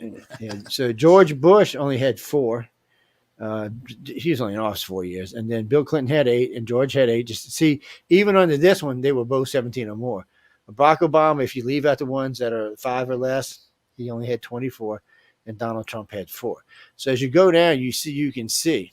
The Democrats still win that one. They win that one outright, and then if you go by city, oh my God, it's ridiculous with the crime rates. I don't live in. Why do you think I don't live in New Orleans anymore? Because New Orleans is. Oh no, you better carry a gun in New Orleans, especially. Look, if you're a tourist and you come to the city, this is what I'm going to tell y'all. You're pretty safe in the quarter. You're safe around the river. That's it. That's a place, and you the tourist areas you're safe, right? Yeah, and you're safe in the town. Somebody might try to rob you, but then nobody's going to kill you. So I mean, you just need to stay in those areas unless you have a friend. Yeah, so you want to know the death tolls? Okay. And the Barack Obama wins it hands down, 236 dead, 257 injured. From guns. Yeah. So now for Trump, they tried to say 512 injured, but you know what they were trying to do? They were trying to do the Black Lives Matter stuff, and you notice they didn't do that under Obama. Yeah, it just shows you. This tells me right off the bat a liberal made this chart because there were far more injured under Obama with 4 years of Black Lives Matter going through cities than under Trump. Yeah, so no, Trump only had 83. Barack had 236. Yeah, it's just ridiculous. It's ridiculous, yeah. But as far as violence goes, it doesn't matter really where you are. And I got another real quick story. Bill Clinton and I had a concealed carry permit. We had a hurricane. I don't remember which name of the hurricane it was, but we had to evacuate the entire city. So a friend and I, we drove out of the city about like 6 p.m. and we're stuck. We're sitting in traffic for a couple hours. I'm like, our cars are idling. They're warming up. I'm like, hey, get them on the cell phone. I'm like, look, let's just pull over. Let's let the cars cool down. Let's go up on this hill here and sit down, smoke some cigarettes, and just wait till the traffic begins to move. Then we'll go down and fold back in. So while we're up there, there's a field behind us and a fence. And we're on one side of the fence. The field's on the other side. And this truck comes up through these cornfields, turns right, and disappears. Then that same truck comes from a different direction. It must have gone all the way around the fields and comes back parallel to us. And the truck is now filled with teenagers, Georgia teenagers. And the driver, in a deep Georgia accent, goes, "Hey, y'all get screwed up by the hurricane." Now I have a big open button-down shirt concealing my handgun, and so I kind of pull it aside like a gunslinger, and I turn and kind of like a girl throw my hip at him and go, "We sure did." And he took off. If he had not seen, and this is also that 1911 silver-handled 1911 9mm. If he hadn't seen that truck of kids would have hopped that fence and beaten the living tar out of me and my buddy. Oh yeah, you know it too. No They would have question. done it in a heartbeat. Not even would have been a thing, man. It would have just been you'd have been had your ass whooped, and that would have been it. That would have been it. Having But one helps in certain situations. I didn't even have to pull it. I just threw my hip at him. it does. I was laughing. This guy, we got a flat tire one night, and Linda was standing on the interstate. I handed him my gun. I said, I don't care who it is. If they come walking up towards this car, you just shoot them. Don't even ask if they're coming to help. Just shoot their asses. I said, because where we at, there ain't nobody out here coming to help us. And I'm serious. And I said, you just stand out here with a gun. And if anybody comes, I said, to stop with a car, it's different. But I said, if they come walking up, you just shoot them. I said, she's like, I said, you just shoot their asses right now. Because, some places you just know what's going to happen. You know the bad places when you live somewhere long enough. Let me see if I can get this to play. I know we got to bring John on in a few minutes, but let me see if I can find this right quick. Present. No, people, I'm against gun violence. I don't look. So I'm gonna say this real quick. Last year's statistic, it was 54,000 deaths by guns. Just so you know this, 45,000 of them were suicide. So that means gun deaths by someone committing the crime so at that point they were 54th on the list for killing people. 54th. So if you remove the suicide, they drop down to like 126th. There's way more shit to worry about. Cars, like 170,000 last year. Knives. I mean, look, people. I said this before. If you're going to try to kick out cars, you're going to have to kick out guns. I mean, I said that the other way around. Sorry. If you're going to try to kick out guns, you're going to try to kick out cars. I mean, it's ridiculous that we should even be talking about these kind of things. Well, I mean, and that's some of the statistics that the Democrats they don't specify for you. A self-inflicted gun wound, yeah, technically that's gun violence, but it's not like, gangs in the streets, going down the street blindly shooting in a car drive-by. It's self-inflicted. It doesn't count towards people who are, and remember, killed by somebody. Yeah, they killed themselves with a gun. But if they wouldn't have the gun, they would have found another way to kill themselves, guys. Let's just be honest. Absolutely. Stab themselves, cut themselves. Right, let's see if we can grab this article right quick. Chrome. No. Let's close this right quick. Cancel. Come on, cancel thing. Sometimes this thing just wants me to throw it out. We need new computers, Joe. Shit, one I'm on is brand new. One I'm on is old and it's slower than dirt. Nah, the old one actually is really good. The new one's a pain in the ass. Okay, we're going to share this article. This is a Fox News article, so keep your fingers crossed what's going to come out. Fact check it. All right, let's go ahead and start. Let's turn it out. There we go. President Tom Fitton. Tom, it's always great to have you on. I know in the run-up to the 2020 election, the FBI was briefing social media companies every single week. Everyone's asking, why were they doing that? Well, Andy McCarthy says in the National Review that Twitter files missed the real scandal, FBI interference in the 2020 election, going on to say, quoting, the FBI was not in a position to order the companies to suppress information. It was, however, well positioned to make them fear that the failure to suppress information it might perceive as dodgy could result in serious legal consequences. So what happens is the FBI, he's saying, was planting seeds before the New York Post story was released, Tom. Well, and the deep state had their man in Twitter, so James Baker. So you had the FBI briefing the top former FBI lawyer, who was a top lawyer at Twitter at the time, on these very issues. And of course, Baker is infamous for running this anti-Trump, or helping run this anti-Trump operation at the FBI that involves shady FISA warrants. And remember, he had that meeting with Hillary Clinton's top campaign lawyer, who supposedly didn't tell him that the Hillary campaign wanted the FBI to pursue this fake claim that Russia was colluding with Trump through secret bank servers and such. So, Baker, it turns out, was a part of the deep state, and still operating as his deep state at Twitter, because you have, the reporters suggesting that he was withholding information. And then separately, you had Musk himself talk about information that had been withheld from the previous owner, Jack Dorsey, the previous CEO. And maybe that information had been deleted. I don't know who's involved in that.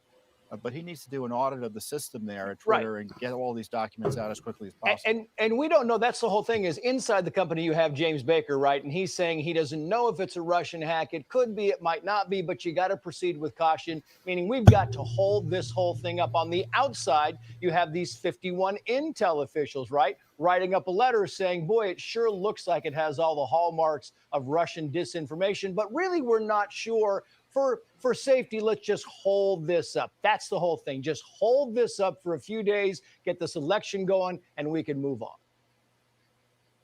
Isn't it convenient that all this decision-making always comes down one way or the other? It comes down either on behalf of Hillary or against Trump, or in the case of 2020, to help Biden, and against Trump. And I tell you, this is campaign intervention in a dramatic way. And you have this unique guy, James Baker, who was involved in a government scandal, and it looks like a corporate scandal and a political scandal when he was over at Twitter. Yeah, and when they release all the documents, it's going to be fascinating to see what Barry Weiss and Matt Taibbi come up with, because there might be a lot more in there. And when it comes out, Tom Fenton will bring you back. Thank you for coming on, sir. We appreciate it. Thank you. Well, there y'all go. And that was very interesting. Hey, is there someone in the queue? Michelle's Is in the someone house. in the queue? Let's bring up the queue and see who's in the queue.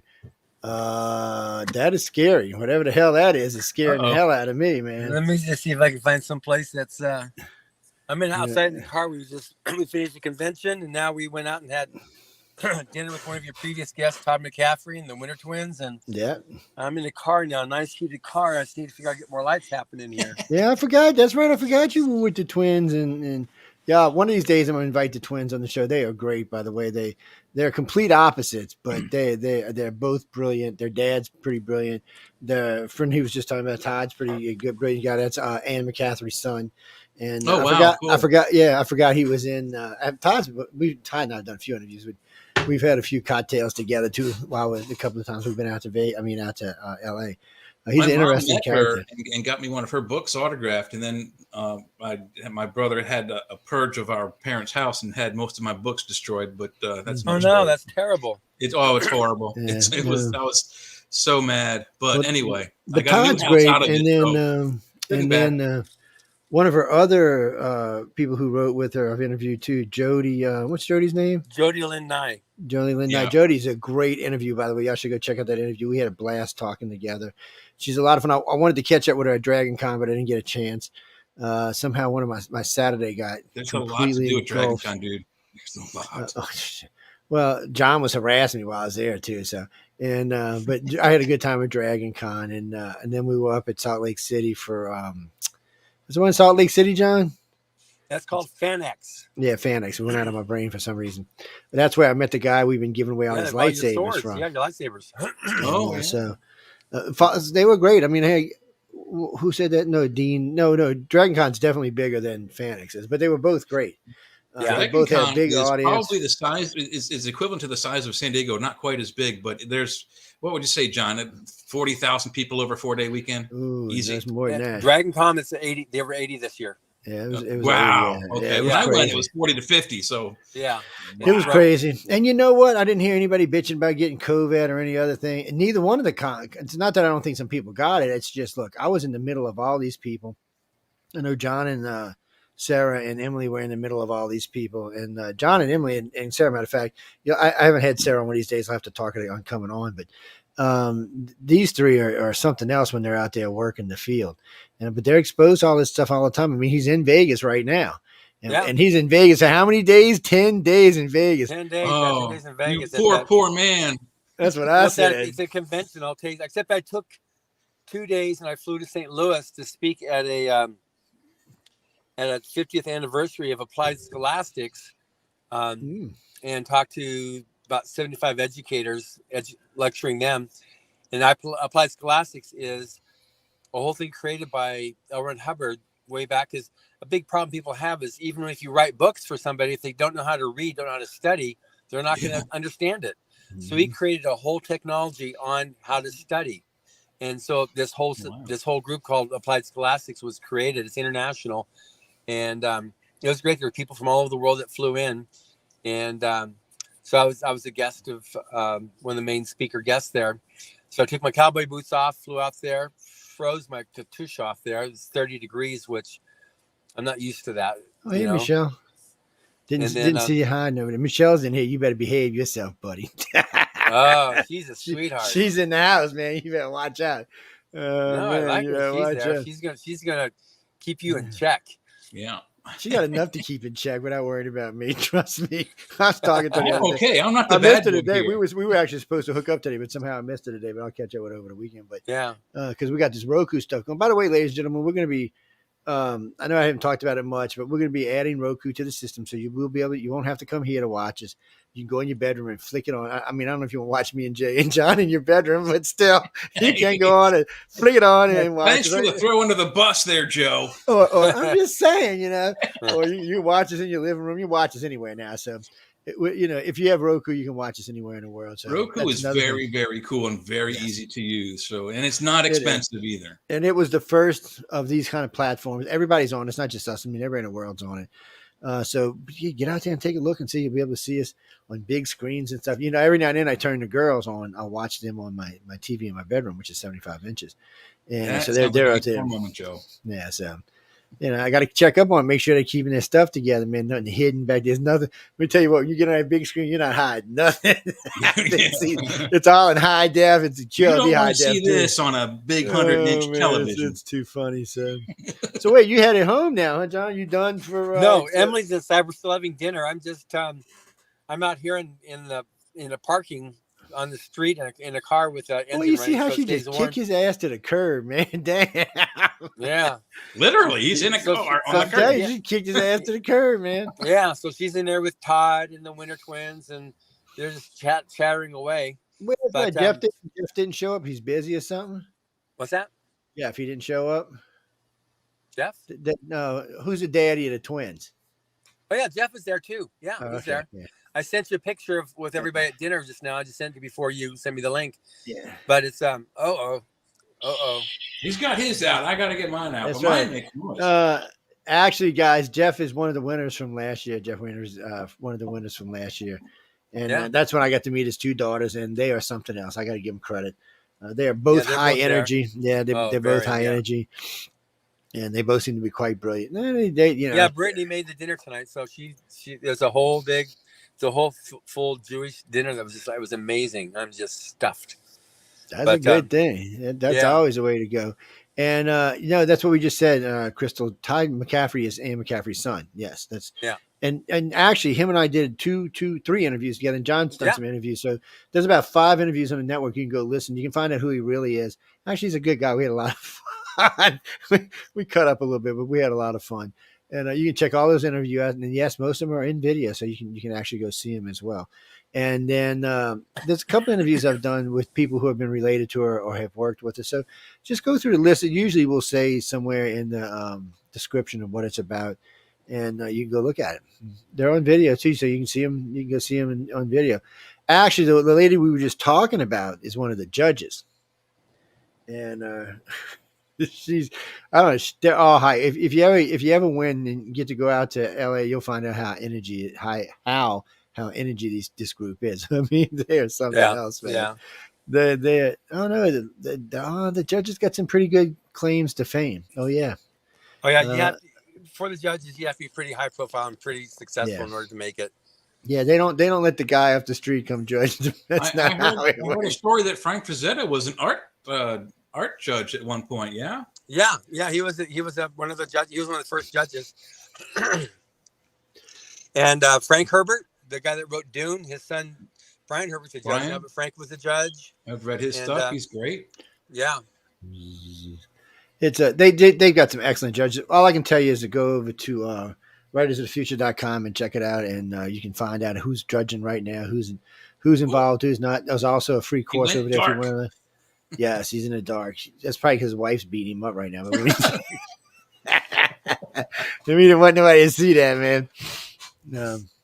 Oh no, what do you mean? Oh no, Sarah. Well, unless you've seen them at one of the conferences, or have seen them in running Writers of the Future, something like that, they're just high energy. They are. They run circles around me. It's oh yeah, and if you ever get there, don't sit around because they'll put you to work. I'm just telling you. No, I'm not kidding. They'll put you to work, guys. Sarah will put anybody to work. And they're all great salesmen, but they far more than that if you get to meet them. I personally like all of them. I consider them friends, and they're good people. And I've had nothing but good times with them. Matter of fact, we've got a lot of stuff out now. Oh, while I'm thinking about this, the gala from last year is up on the UPRN site, so you can go check it out. You don't even have to go to YouTube and look for it. I know how many of y'all hate YouTube now, and you can just click it and watch it from there. Yes, our goal is to get it up higher than what it is right now. So I've seen a nice increase in the last couple of weeks, but we're going to see it higher than that. By April, we're going to see it about double, maybe triple what it is right now. So get over there, take a look at it. And there's a lot of fun things. You can see my ugly face in there, and you'll see everybody's face in there. Now he's on a pretty suit. He's looking snappy. They got Rudolph the Red-Nosed Reindeer tie on tonight, which he didn't show anybody. I didn't have no choice. My daughter would have hurt me, so that's how it is when you get children around. You know, well, grown children. She's 52, so that's a little different. But anyway, we're here in Las Vegas now. It's just a Western show. It's amazing because it's a new public for us that we're coming here to the show to work with, and L. Ron Hubbard wrote like over 30 Westerns, and so we've got some great blurbs. You know, like if you like Louis L'Amour and Zane Grey, you'll love L. Ron Hubbard. So I love, Louis L'Amour is just, it's tops. So when they see that, we've sold probably close to 800 books so far. Since we've been here. I could have been out there in my boots and my duster and my hat. You could have been, but no. They'd be like, who is this redneck? Who is this redneck showing up here? Right. I mean, all these guys, these are all champion buckaroos. It's the real deal with these guys. They're all, Western, they're all ranchers or they're cowboys. They hustle on on selling on raising cattle and on horses. They got rodeos pretty much every night. So a lot of them are out here to enter in their contestants in the various rodeo. And see these guys, these big belt buckles, the only way you can get the buckles is by winning whatever thing you're doing. So it's amazing. They don't have no ride the bull out there. All that stuff is part of what they've got here. That's our stuff. All right, I'll pay money to see Sarah ride the bull. Yeah, and it's but what's amazing is that they're such nice people. They have amazing manners. The kids are like, they'll actually have a conversation with you. They'll talk to you. Harold said it's because Harold just said it's because they're all Republicans. You might be right, Hal. I mean, most of the people I know in the country are red, not blue, but it's we don't really care. They're out there. Vegas is a good place to have it. There's a lot of Western states out there. A lot of cattle drives went through the state. From Texas. Well, you got New Mexico right there. You got Arizona right there. You got Cali. There's a lot of people can come hang out. Vegas is weird. They see these book covers. These are from the 30s and 40s. So they see the stuff and they go, "Wow, that's amazing! What's that?" And so they had no idea that he wrote all this. First, I had no idea who he is because it's a brand new audience for us. But then they see all these different stories, and a lot of stuff that he wrote is historical fiction. So he picks some like the Gadsden Purchase, or cyanide mining, or just these different things of putting the railways. And he takes a specific fact of point. The Lewis and Clark expedition, and so he'll take these points, and then from that he'll weave a story that's just fascinating. That's cool. So his stuff is really, really popular and very successful. And we have, a lot of the guys, the real hardcore cowboys that I don't have time for this. Like they list out the whole day for me, starting like at 4 o'clock in the morning. They get up and they have to do this with the cows, and they do this with the horses, and then they have to do this with bales of hay. And they do it's crazy. And get done by early evening and go to bed because they're like beat, So but that's what these guys are. They come in with their boots on. They got, some of them have their everybody's got the cowboy hats, but they got their just chaps, that's what they are. Boots. Yeah. Spurs. A lot of them have spurs. Oh, really? Wow. Yeah. Are they having any bullwhip throwing contests out there? That would be cool to watch. I haven't seen that. They had a thing today in our hall where they have the little kids come in and they have little roping competitions for them. They have the artificial cows, and they have to lasso the horns. And these are little 4-year-olds, 6-year-olds, and they're there lassoing the cows. That's cool. Yeah, it's amazing. It's a whole lifestyle that these guys have. But it's amazing, just how all the different genres that Hubbard wrote in. Like Joe, we've always talked about science fiction, fantasy, and the dark fantasy. But his westerns he wrote more of those than he did science fiction. Yeah, I was looking around. I was looking around for my pad, but I guess it's another room. Yeah, I thought it was in here. No, it's right here, Joe. I got it. No, that bad, buddy. Look, I hate to even talk about this pad. This thing's been just weird the whole time I've had it. I had to bring it the other day because it locked up about something. Whoever had it for how many other months it was must have been trying to break into the damn thing. For sure. And so, there's a ton of stuff in there. I mean, all Elron stuff is in there. So, I mean, it's the material is far worth more than the pad is. That's what I was pissed off about. Anything can be put on another pad or a laptop. Because I used it the first year. I used it to read coming out there. I would have this year, but I was actually reading out of the book when I went out this year. And I got the window seats. I had myself kind of wedged in there with the book up against the window reading. But that was book 38, I believe. Yeah. Which we're going to be giving away more books. I got to see what my inventory is first, ladies and gentlemen, because I had to mail out a bunch the other day. I mailed out 126 of them the other day. So I got to look. I got to look and see what we got. I still got a bunch. I just got to see what they are, so I know what I'm giving away. Yeah, and if you need more books, let me know. I know. Well, some of these are going to be from y'all. Some of these are going to be from other people. Oh no, we're giving away a lot. I mean, volume 36, 37, 38. I've been giving away, and people have been loving them. Now I have sent out a couple. I think they're 5-book bundles of. It's like I can't remember now. It's like, what? Where are they? It's like. No, these are the 20s. These are the 30s. I've been giving some of these away here. This is like 30 through 36, but I've been giving away some. I think it's 21 through 29 or 22 through 28. I got to look up. I could be lying to you totally, but I've had a couple of them come in. Okay, now, ladies, while I'm on this thing, this is going to sound rude, but don't send me used books. I don't want to send them to people. I could tell people to use books, but and I'll tell you what, you can send me to use books and I'll donate those to different libraries around the area. Okay. Cause they don't mind, but sending them out to presents to people or gifts that they might give to somebody else, I'd rather them be new. And the books aren't that expensive. So it is kind of rude. Galaxypress.com if you want to go over there. Back many, many years ago, one of my aunts, I don't remember which one, I think it was my dad's older sister. She worked in a bookstore. And every once in a while, she would send me and my brother and my mom and dad to send us some books. But the cover was ripped off. And it was a kind of a loophole, I guess, back then in the 70s, 80s, or if the book was damaged, they could write it out of inventory, get a credit from the publisher, get some new ones sent in. And then they either throw that book out or give it away. So they would send them to us. But the cover was gone. And that's where like half of the artwork is, I mean, You want to see what? Yeah, I mean, because they're great. There's great artwork about the author somewhere else in the book. I mean, all of the. Hold on, let me move Bob from over here. Bob wants to say hello. Bob the alien. Hi, baby. Let's get Bob at it. Oh, well, we'll do that tomorrow night. Hold on. I still got a couple of fears I want to give away, and I got. Did you read it yet, Joe? Did you read it yet? I'm not ready yet. I'm not gonna read it anyway. I'm gonna listen to it on audio. But I just so. That's not what I was looking for. I swear oh, there it is. It sucks getting old, doesn't it? It sucks being disorganized. I like it. That too. The whole part I can deal with. So, if you can tell me. Matter of fact, if the first 2 people who get this correct can tell me the year L. Ron Hubbard died. I will give you. Hold on, let's get him here. I want to make sure I got him in order. Okay, okay, and okay. So I'm gonna give you this one. I'm gonna give you 3 now. I'm gonna give you this one. Nice. Dun, dun, dun, dun. Nice artwork on it. Yeah, that's cool. This is the winners from book. This is 36. This is 3 years back. There's some great stories in here. 12 to 14 of them. I think I've got 38 through 28 read now, and Wow.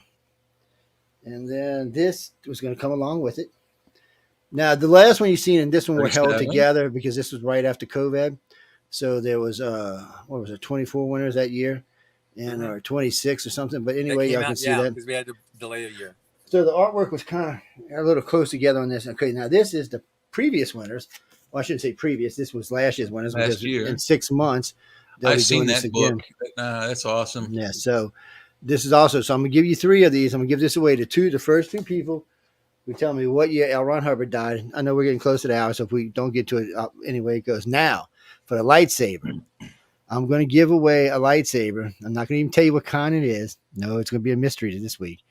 If you can tell me what the person on the council, on the Jedi Council, that now he's high up in the Jedi Council that wielded a purple lightsaber. Okay. That will be the person 25. You got to be number 25 or the person right after. Purple. So he or she wielded a purple lightsaber. Send it to iCartCox.net. And I always tell these giveaways and forget to give the damn email out. Yeah, you should roll that across the bottom so people can, Yeah, I should. I really should. But right it's into ICAR at Cox.net. No, we're not giving away this one yet because I got 2 coming in. That the guy. You don't want that one anyway. That's got Joe's fingerprints all over it.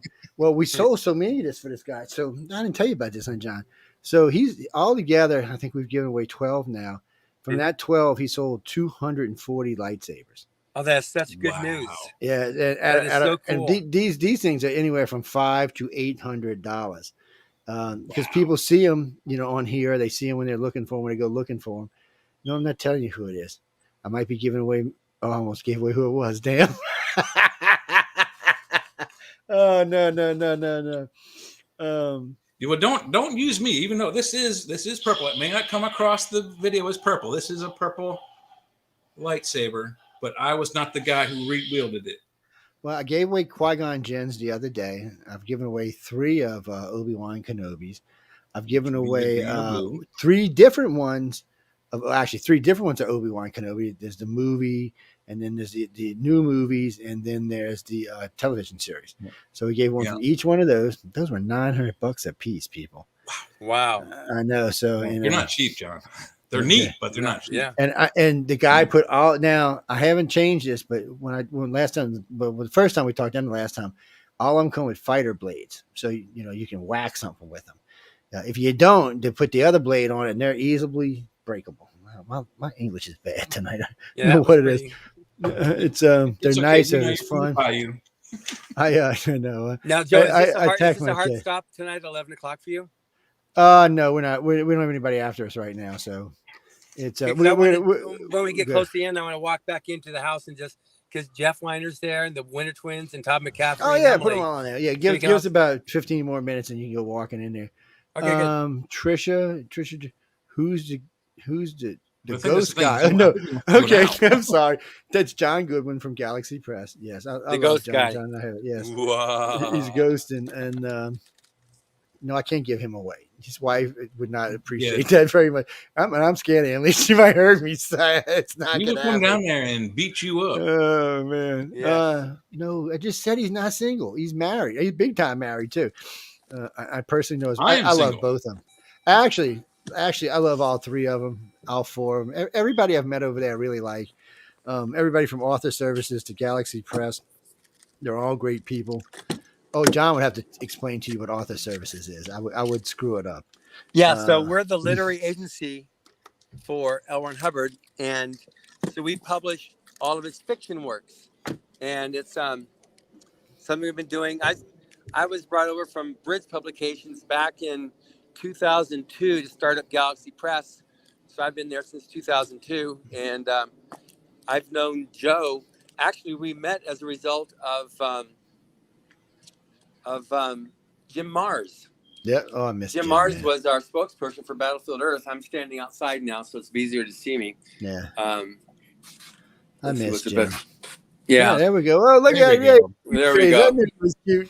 There we go. I'll be out here for a while until I freeze, but otherwise, Welcome into the light. Yeah, exactly. Welcome. I see Oh, the I light. missed Jim. But man. anyway, so that's how we originally met. And I did the first show when, after he passed, I came and talked about what he did for us as our national spokesperson for Battlefield Earth. And then that was big points then I for went John. through the trial by Jim fire Mars. with Joe on Yes, what I'm a I big did. pain in the ass. And Yeah. y'all He can go did- back and listen to other episodes. We've talked about this, but Jim was good brownie points for him because I knew Jim for a long time, more than a decade, and he didn't. He never did anything with anybody unless he was sure about their character. That's the only way I can say it. Yeah. He was a quality researcher. He was a quality researcher, not just on ufology people. He did a lot of stuff on the Kennedy. He did a blanket full of research. All I can tell you is look up Jim Mars. I'm not going to be the only one that's interviewing John. There's lots of interviews out there with him with lots of different material, and I would suggest anybody go listen to him.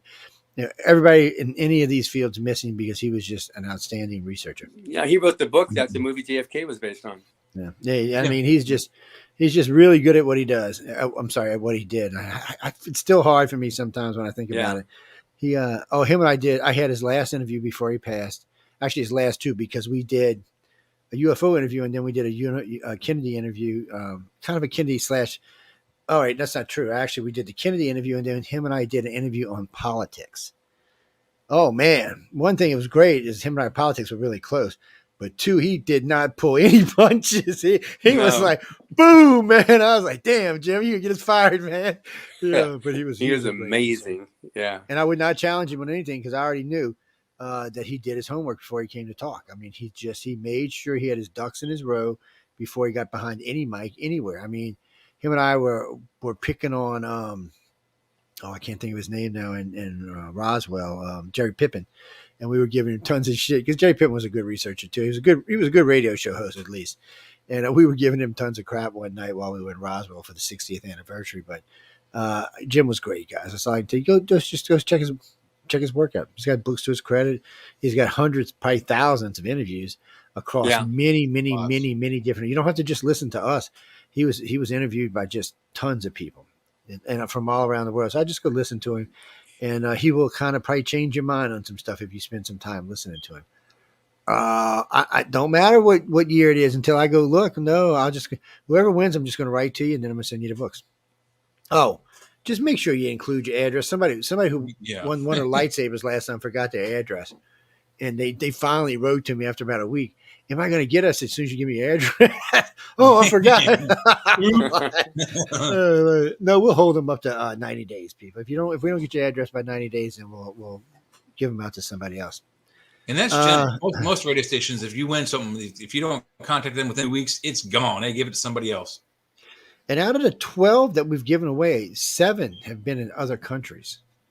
Germany, yes. Australia. Yeah, New Zealand, Mexico. I forgot the other one, but we've had some really good giveaways. No, they don't. New Mexico's not another country. I said New Mexico. I mean Mexico. Sorry. Oh, people, I'm sorry. That's local, sir. Mexico people. That's actually more local to you than it is to me. I'm over on the East Coast. It's we had a good time. No, John is. He's kind of the spokesperson. Actually, they all kind of are. I hate to just dump it all on John. But he really is. He, for what they do, and for not just for writers of the future, but for there's a whole. One day I'll have him on and we'll just talk about the realm of stuff that he's involved in. Sure. And writers of the future. Writer of the Future is great. I would not have endorsed him if I hadn't checked him out myself. And he gave me unfettered access to everyone. And let me tell you what, no one, and I'm talking even people over the Author Service because you know how I got a big mouth, I ask a lot of questions. No one even hesitated. So I was messing with Sarah one night and I said, well, really, what is the catch behind this? And she just looked at me and she just went off for 15 minutes why there wasn't a catch. But that's the truth. Then she put you to work. Yeah, and then she put me to work. But Jamie, I did do it anyways, nothing y'all need to know about. But no one at the conference, no one at the awards ceremony, no one I talked to had anything bad to say. There's all the people are hard workers. Actually, hard workers and good looking too. You can't even beat the combination. It's just they really, really work. They really are presenting themselves. There's no funky monkey business with writers of the future. It's just what it is. It's exactly what it is. You're a good writer, a good illustrator. You win. You win. There's no funky monkey behind it. You come out. They take good care of you. They send you home. Yes, people. Shit, they flew some from Australia. What are you talking about? 3 people. I'm still last year. stunned about that. Yeah, I mean, How many people?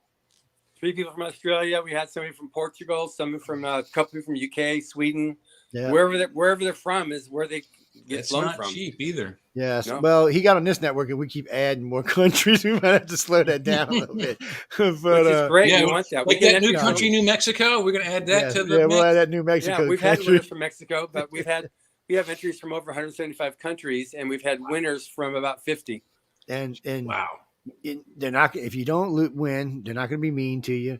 And Yeah, keep trying, sometimes right? they even write in, give you suggestions to help you. Like next time you want to submit, and you Yeah. can submit 4 times a year. Yeah, 4 times a year. Four chances a year. Yes, and so it may take you a little while to get in. I met some first-time winners. I met some winners that were 20, 30 times back. Matter of fact, I'm glad you said that. I got Well, you had a guy that just recently won who tried 30 some times, 38 different times. You had Preston Dennett on whatever. He entered 47 times. yeah, he's a regular on your network, and then Wolf Moon, he entered I think 27 times. So we got people that entered. I got Wildman coming on in a couple of weeks. They formed some little group for writers, and I want to see what it's about. And as soon as I get time to get hold to Mr. Australia out there in Portugal, I'm getting. He's not in Portugal. Sorry, he's in. He's in. Where the hell is Europe he? Right somewhere. There. He's in the Netherlands. Right somewhere. there. Yeah, he moves around a lot. He's fun. He's a good writer. He's just fun in general. He's high energy. Oh yeah. Yeah, he'll be on the podcast pretty soon. I'm reading his book now. Yeah, so I'll have him on in a couple of weeks. It's we go back and talk to him from time to time, or I tell him if they got something new, just write to me and I'll put them on the network. Yeah. And it's not just me.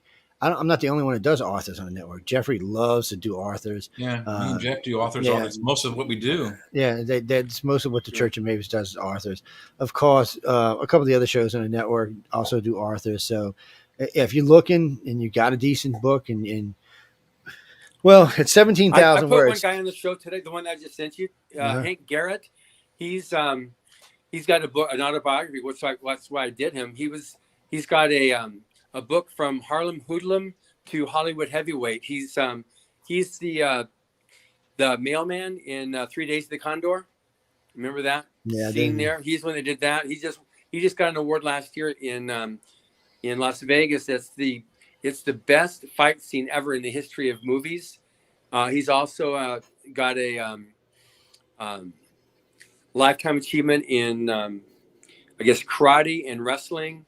He was saved by Sammy Davis Jr. from basically dying on the streets there in Harlem. And he was in Car 54, Where Are You? I don't know if you ever saw that show. He was one in there. But he's got an amazing story. He opened for 4 years for Tony Bennett as a comedian in Las Vegas, and just what a great guy. But we did an interview on how he came to do his autobiography, and it's a great interview. I just sent that to you today, Joe, so people are gonna love that one when that comes out. But it'll get. Matter of fact, guys and girls, y'all see it tomorrow. Posted sometime in the afternoon. Yeah, they really usually get posted sometime Sunday afternoon. That's his Monday show. I'm gonna start walking into the house precinct because I'm starting to get kind of chilly. Yeah, get inside there because we're gonna be wrapping up in a few minutes. Yeah, and I'll Lisa, what? So what if you live in LA? You got to win. You can't just show up. The police will escort you out of the place. You can't just show up. I'm sorry. You got to win. There's a puppy. What do you mean? So here we are. I'm gonna show you now. Here's Jeff. This is Joe Montaldo. Joe. Hey, Jeff, what's up, babe? Looking good, man. Looking good. We just into politics tonight, that's all. Seeing who we can hate on tonight.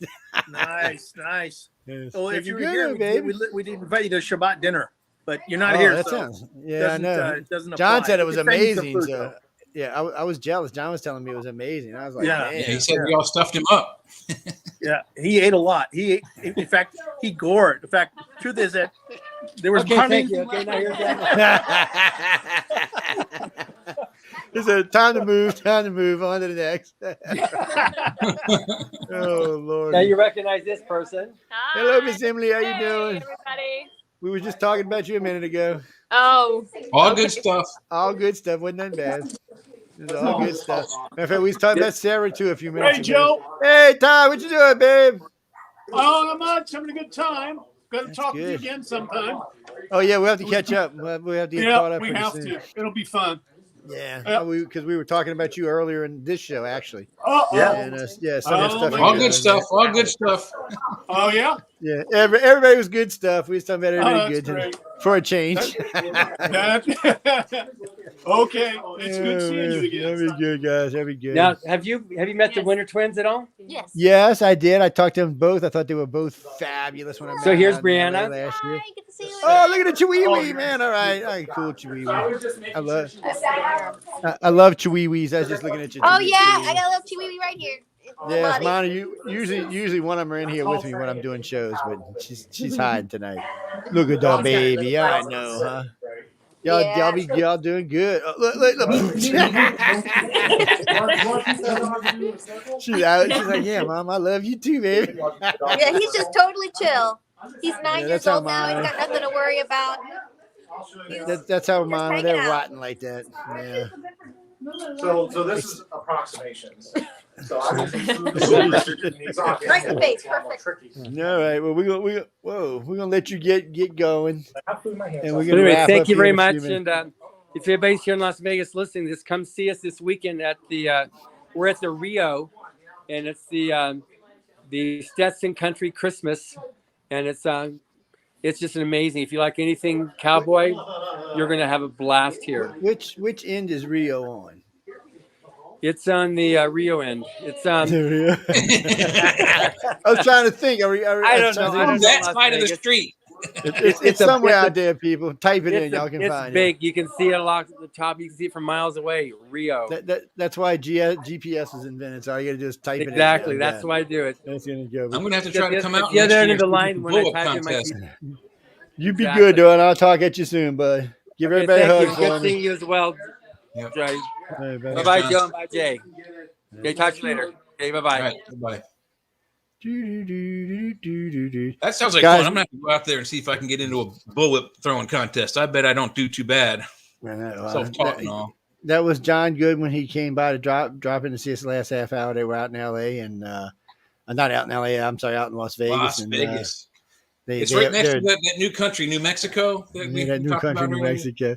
It's but anyway, y'all can go hang out and visit with him. He's on when he's there for a couple of more days, and they've been doing it's a Western conference is what it is, and they're out there with the whole crew with Dale Ron Hubbard and all their books and stuff. So if you're looking for something interesting to read, stop by and see them. As far as well, Dean, that's cool. Well, we're pretty much wrapped up on politics tonight. That's why we brought you on the last half hour. But no, you mean the Valencia thing? Oh yeah, oh yeah. Balenciaga? No. Oh yeah, we're not the Valenciaga. Yeah, we're not. Oh no, that's that. First off, I got to see what date it is, but somewhere towards the middle of January. Let me see if I can find it on here. It's let's see. There's going to be a trial or a court date. It's going to be probably. Oh man. Can't do it on the 18th because it'll run into Michelle's show and she'll shoot me. I can't do it on the 19th. So it will probably be Friday the 20th. We're going to do a panel show. We're going to announce it, and we'll probably put up advertisement for it. And once the Roku's up, we'll probably put up advertisement for it there as well. Is it going to be the UPRN Roku channel? There'll be a tile for that? There's going to be, they'll be up there, and so you can find us. And well, when you go for Roku, whatever you want to call it, Roku, I call it both. Japanese Roku. This channel would be UFO Paranormal Radio /TV United. So now some of the other channels will say United Public Radio /UFO Paranormal TV. So it's going to be a little confusing in the beginning because not everything we do is UFO Paranormal related, but because there is such a big interest in YAP right now, we're going to take advantage of it on Roku and name the station that and make it easy to follow us. And UFO Paranormal has been around for 20 years now, so It's done quite well for itself. And you'll find it there. Of course, United Public's not going anywhere because United Public is where we do all of our serious interviews at for serious candidates and serious people like that, and for judges and politicians and just strange people in general. That's where we do the interviews. But everything else, yeah. So that's where we're at right now, by the way, United Public Radio tonight. So, well, we had to have it because I remember I called a local politician I wanted to interview him, and we had a serious conversation. He was really interested until I said the name of the station was UFO Parent. He said, "Oh, I can't go on air, dude." He said, "I'm sorry." He said, "Why don't you change the name of the station?" So that's when we bought into 1077 New Orleans, so we could actually use that. And well, hold on. So, but the point is, you can find the radio station under United Paranormal Radio Network and United Public Radio Network. So yeah, so just look for us, and you'll find us. When will it show up? Probably next week. Well, I hooked up the deal. Oh, Jesus, like 8 days ago, but I've been so busy with my own personal life. Like yesterday, I was putting all new appliances. Well, I put all new furniture, new TV, and all new appliances in the house yesterday, and we installed all our appliances because I'm a contractor. Why would I pay somebody to do it? And plus then 2 new floors. Yeah, plus we still got a haul and a half to do on the floor, so we're going to finish that tomorrow. And then I'm putting a new backsplash. It's mother of pearl backsplash. Oh, nice! Because I got this stove that doesn't have the back on it. The controls are in the front. So it's gorgeous, and everything is in stainless steel black. It is really, really pretty, Nice, especially against the floors. Well, people, when you own your own company like that, you can, being a contractor, usually I get the prices a little cheaper, and I can do the work myself. Well, you mean how much if I would have hired a contractor to put the floor in? $15,000 to $20,000 for the floor. Plus, you get contractor points at the 2 big contractor hardware stores. Yeah, so Home Depot, you get points and stuff like that. Yeah, you get points like that. So yeah, if I'd have hired somebody to do it, $20,000 at least. You mean appliances? If I'd have bought them normal and had them installed, they would have cost me an additional $4,000 to $5,000 what I paid for them. Yeah. So I actually bought. Not good for it, but I actually bought the. Cheaper, right? Yeah, no. Well, I used I used one of my Home Depot building accounts and bought them on that. And anything over $2,500, they'll give you a break on. This was quite a bit over that, so they hooked us up pretty good. Did they buy in bundles for those or not? Let me say that again. Did they run you through the pro bid room for the? Yeah, for the anything over 2,500 you can do the bid on. So, and this was quite a bit over that. So, and I'm a regular customer, so they were like, "Yeah, let's see what we can do for you." Well, I got the $1 deposit at Home Depot. When you go to rent tools, it's only $1 deposit for me. They don't even do that shit for anybody else anymore. You can be an old school to do that. Now I rent a lot of stuff from people. This is how it is. No, I enjoy it, and everything's nice and pretty. And next week we start painting. Usually we do it painted first, but the way that company and house is and the way shit was coming in, we didn't want to wait because, get too close to Christmas. All of a sudden your furniture would have got lost, your tools, your appliances. As it is, they put the appliance date back 5 days. I was like, oh, wait a minute now, people. But everything's in. Except the dishwasher was the wrong color. I got to send it back. They sent me a stainless steel and it's supposed to be stainless steel black. I like the stainless steel black, people. I think it's pretty. If they would have had that stainless navy blue they got, I'd have done everything in that color, but they only got the dishwasher and nothing else. It's a new color that Samsung's putting out. You mean warranty wise? My Samsung washer, my Samsung refrigerator and stove came with a 10-year warranty. Yeah, not on labor though, just on parts. Mm-hmm. Yeah, they stopped making cell phones exclusively to work more on their appliances. They got a lot of good stuff out there. The only downside, and I'll be honest with everybody, the only downside with buying a Samsung right now is it takes a little longer to get things done. It's like when you first got LG appliances, it took a little longer because there's not as many people working on it. But that's changing now because they're selling so many appliances. It's I could have bought anything. What I got rid of in my house was I had Frigidaire Professional Series because the people who owned the house before me were cooks, chefs. So they had actually put in really nice appliances. But they were sitting in the house for 5 years before I bought it, and I've had the house for 10 years. So it was time to change. Yeah, and there's been a paradigm shift in appliances. I mean, you go back into the 70s, everybody had a Frigidaire stove, refrigerator, freezer, you name it. And then I don't know when it happened, 80s, 90s, everything changed. Everybody started making them. I mean, GE already did, but they weren't as popular back in the 70s. So when a lot of different companies that make good appliances out there now. all of my appliances bitch at me if I leave them open, by the way. Yeah, you're not supposed to do that. The freezer goes crazy. It's like ding ding ding. I'm like, it's like, please close me now. Oh, you got you got one of those fridges that tells you when you're out of milk? No. I was gonna do that. I really wanted the one where you open the door to get your Cokes out of. It has a panel door that you can open up. Yeah, but they wouldn't include it with the package, and they wanted, like, I don't know, it was like $7,000. I mean, it was going to be $7,000 over what I wanted to pay, and I was like, what the hell? I mean, the damn refrigerator is only $5,500 like it is, and they're like, no, it's not part of the package. You're going to lose all these discounts. I was like, well, screw you too, and so I got the double door, beautiful 30 cubic inch, people. That's a big refrigerator. It's not a little food. It's a big ass refrigerator, and it's got its own ice maker and stuff like that. You know, the other reason I wanted the knock-on door, right? It made the highball ice, the round ones. Yeah, some of them make the round balls now. Yeah. it made three. It made the regular, the highball, and the crush. But yeah, no, mine does crushed and regular and water, people. Chilled water. That's what it does. Yes, and it's been a while since I had an ice maker on there. The other one didn't have it. What's that, baby? No, I'm getting ready to get off in a minute. And anyway, we got to get out of here. The boss lady said, "Get your ass off the air." She's looking for you. Yes, and that's weird. They haven't been in the room tonight because the other room's been closed. Because Lola, my black Chihuahua, she will come and get on me and go to sleep. Yeah. And when I'm wearing anything dark, nobody knows she's there. So a lot of times she'll like flick her eyes, and people just start writing. What the hell was that? It's you got your head in the middle of your chest, Joe. No, she's just, it's like it's a demon. But no, I'm glad everybody wrote in. It was a good news segment tonight. We got a lot of news. No, I'm not going to change my mind on Brittany.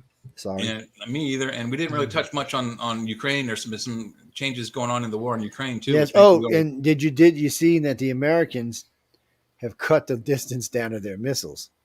Because the first batch we sent them were regular missiles for these systems.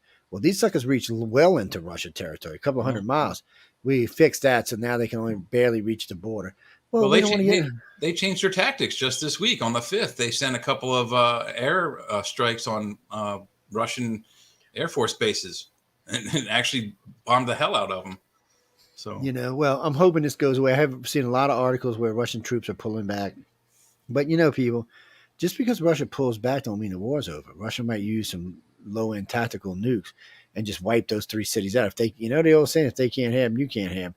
It's like, I don't remember the old days that the Romans used to poison the wells when they would leave. Yeah, well, scorched earth, they would burn the entire city as well. Yeah. So, they weren't leaving nothing behind for you. And Russia might be feeling the same way. I mean, it's hard for me because everybody's picking a side. It's hard for me to pick a side. Well, one, I don't know Lizinski from a flea's ass. You mean Zelensky? Lizinski. I don't know him from a flea's ass. Zelensky, yeah. He's a kid. When he was an actor, not even a good one from what I heard. Well, I don't want to hate him. Neither was Reagan that great of an actor. That's what I was going to say. I didn't want to hate him because Reagan was a B actor. Yeah. So that doesn't mean. Did all them monkey movies. I don't know how much of what Putin was saying and how much he was saying was true and not true. There's no Americans over there watching anything. So as far as I know, Russia could be telling the truth. Mm-hmm. I don't know. I mean, I really don't think they are, but. And then there's the fact that Putin has a disease. It depends on who you listen to. Yeah, so that's the thing. Right now, they were saying Parkinson's, but then he's supposed to have stage 4 cancer. So I don't know what's true and what's not. We've seen the stage 4 cancer come out of several reliable sources, and the Parkinson. He might have both. So that means he don't have that much time left. So why irritate a man who's got 5,000 nukes under his finger? Yeah. And if the cancer doesn't get him, the Parkinson's will. Neither one has a cure to it. So, well, Sarah, you could be right. They could. The Russian generals could step in and not fire the nukes. I don't know. Do you want to risk that though? Do you want to risk that his generals won't fire nukes because they don't know if Putin calls in and say America's launching? They're going to launch. They don't know till they get up. It's a dangerous game we're playing here. Very dangerous. And with these current airstrikes that happened this week, almost every news source, reliable or unreliable, is saying that this is something that NATO will eventually have to step in on, and then there's World War III. So it's scary for the whole planet. Well, the UK said that if they nuke anything, that they want immediately nuclear response. Okay, UK, that's fine. You know what? And if you and Europe want to go after Russia, which would be nice for a change instead of us having to get involved, go for it. Y'all are plenty big enough to take out Russia. They can operate on their own. We don't need. They don't need our. They have their own nukes and they have their own military, which is mostly our stuff. But it doesn't matter. We know it's good equipment. You've seen us kick ass all over the world with it. And that's another thing. Before we go, please write to Biden and tell him if we're going to keep giving shit away to replenish our sources in case we need it. Yeah. So we've depleted several things in our stock. I'm like, including money. He's giving another $275 million this week. Just have him. Just tell him, Mr. Putin, please replenish our missiles and everything else, because I don't want to die if Russia decides to attack us. It's it's scary stuff. And he already wants to invade. Well, no, that's not the Russians. I'm sorry, Chinese want to invade Canada. It'd be funny because I hate to see Canadian cities get nuked, but the United States is not going to put over for China. Yeah, we will nuke the living shit out of them. I mean, they're our next door neighbor. They're our friend. And when we found out they had them 10,000 troops over there for a snow train, and we call it pink shorts, and told me, look, you want to have them in your country, that's your business, but they can't have weapons. Their weapons got to go. If they have weapons, we're going to come remove their weapons. And they were serious. They were going to send a team up there. What was going to the Canadians do? Spit at us? I mean, really? There's only 38 million. I'm up there in the first damn place. That's not even the population of Russia, California. No, we're not going to allow Chinese to be on soil above us with any kind of weapons. It's just not going to happen. We don't trust them. And as far as them invading Taiwan, I don't care what American president's in office. No American president's going to tolerate them invading Taiwan. Even though we're bringing our chip building home, which we should have never let our chip building out of our sight, because all that did was give technology to China and other people. We're not going to let them take Taiwan. Taiwan is an independent. They've been a democracy the whole time, and we don't usually allow democracy. I'm kind of surprised about the Ukraine. I'm surprised the U.S. didn't say, whoa, wait. You want to start a war? Fine, we'll start sending stuff over there. And because I'm not sure. Crimean, that we should have done something then too. We really didn't. Yeah, who we had in office for Crimea in Georgia? That was wussy ass Bush. Was it Obama? I know it was either the wuss Obama or the wuss Bush. It was one of the two. It was Obama. No, not Daddy Bush people. Daddy Bush would have started a war all over the place. Daddy Bush liked to fight. The only reason I felt safe under Baby Bush is because he had Darth Cheney at his side. Yeah. And no, he earned the name Darth Cheney. First, he had to get his heart replaced, and a week later, he's up on the stage talking. And he was an evil bastard. He had no qualms on blowing people up. He shot his own friend in the face with a shotgun. I know. And I was probably teaching him a lesson. Don't talk shit about me, buddy. It wasn't an accident. Yeah. So, no, he's the reason the wars went off the way they did. Did you see how efficient we took out Iran? Do you know? I mean, Iraq. Do you know we would take out Iran just the same way? It took us 15 entire minutes to destroy their entire air force. 15 minutes. And you know what? Russia wouldn't have much a better chance either. Neither would China. Everybody keeps saying, China's building a huge Navy. Let them build a huge Navy. We'll just send our Air Force over there and blow them off the face of the planet. Yeah, with the F-35s and F-22s, they're our history. No, China doesn't have a real stealth. It's a fifth generation. It's supposed to be a stealth fighter. But the problem is it gives the exhaust plume is so big you can see it coming for miles. Yeah, they still haven't fixed it yet. They're bitching about it. Germany was going to send them engines, and then the U.S. said, no, you're not. And they don't need our technology. We don't want any of our enemies having that advanced of technology. Currently, China was well on the way to catching up. Right now, according to Xi Jinping, because of what Biden just did the other day, he feels that they're going to be in electronics and certain things are going to be 20, 25 years behind us. But some people think in AI, they're ahead of us. They might be, but if you think of it this way, they just how many years ago, last year it was, whatever, they sent something onto the moon. They're basically in their 1960s air war or space war. That's what they are, or space race. They're not as advanced as us technologically speaking, as far as that goes. Jay, that's an excellent thing. So look at this, ladies and gentlemen. Jay's telling you they're sent like 5 missions, 6 missions. Mm-hmm. Elon Musk is sending 2 a day. Yeah. He is launching shit, taking it, and wait, he's landing them back on the ground with it. Well, they ain't blowing them up. Yeah, he had his problems in the beginning, but he is. So one of the things I liked about Elon, one of the things he said to Putin, he's got like 5,000 of those Earthlink satellites. He's got other stuff up there besides that. He told Putin, "You go ahead and launch any missiles you want at us." He said, "I will just aim one of my satellites and knock it out the way, or destroy it. Either way." He said, "I guarantee you, I can make satellites faster than you can make missiles."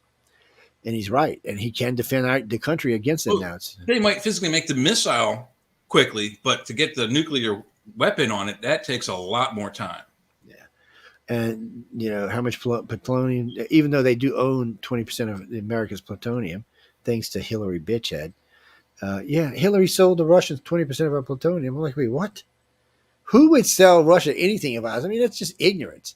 That's just somebody was giving her money in the right places. She was trying to buy the presidency. No, Trump put an end to that shit. No, Trump said, no, you're not getting no more of our plutonium. You can forget that. So they're limited to what they have and what they can build. And judging from their last 10 launches, I'm not that scared of them. They've had one missile get into space out of 10 launches. Like 5 of them blew up on the pad. Thank God they didn't have nukes on top of them. So they're not quite where they need to be. And remember, they just now started rebuilding missiles just recently, and they're saying they built like 50, which means they built like 5. We still have a stockpile of 6,000. They still have a stockpile of 5,000, but both stockpiles are old, man. They're 20, 25 years old. We don't know how well. Missiles. The only difference between Russia and America is we've been changing out the missiles every 8 or 9 years. So we put new missiles, and then we use the other missiles for other things. So that way, at least we know our missiles are going to get off the ground. Well, no, you don't have to worry about the warhead because the way the warhead's designed, there's nothing really to go bad on it. Yeah, it cannot explode if the missile explodes unless it is armed to explode. And it's almost all nuclear devices, it's an airburst explosion. So that at a certain height, it will explode. But if it's armed and something shoots it out of the air, because it'll arm itself near its target, if you destroy it, then the nuclear weapon is likely to go off. Rashish, I'm sorry, I know I'm pronouncing it wrong. Roche, that's not Roche. What is that? Well, anyway, you're right. When they do like 1,000 or 1,500 feet airburst, a lot of times the buildings directly below will be left standing, and everything after that will be wiped out. Just like in Tunguska, which was not a nuclear weapon. Yes, which we don't know what the hell that was. I'm fairly certain that it was an airburst meteor. Now, that's what they say it is.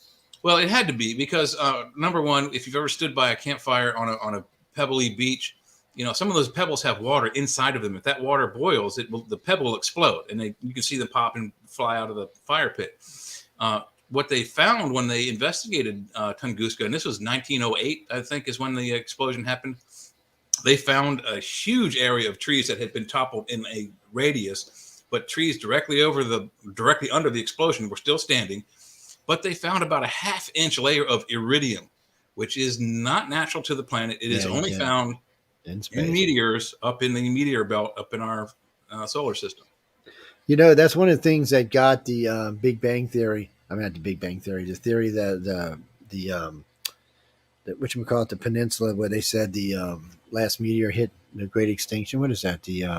I can't remember. Chicxulub extinction. No, this is what is the name of that damn peninsula? It's in South America. It's in Mexico. It's called Chicxulub. It's the Chicxulub blast. It's 65 million years ago that allegedly killed all the dinosaurs. So the problem with that is they've been digging and not finding anything from space.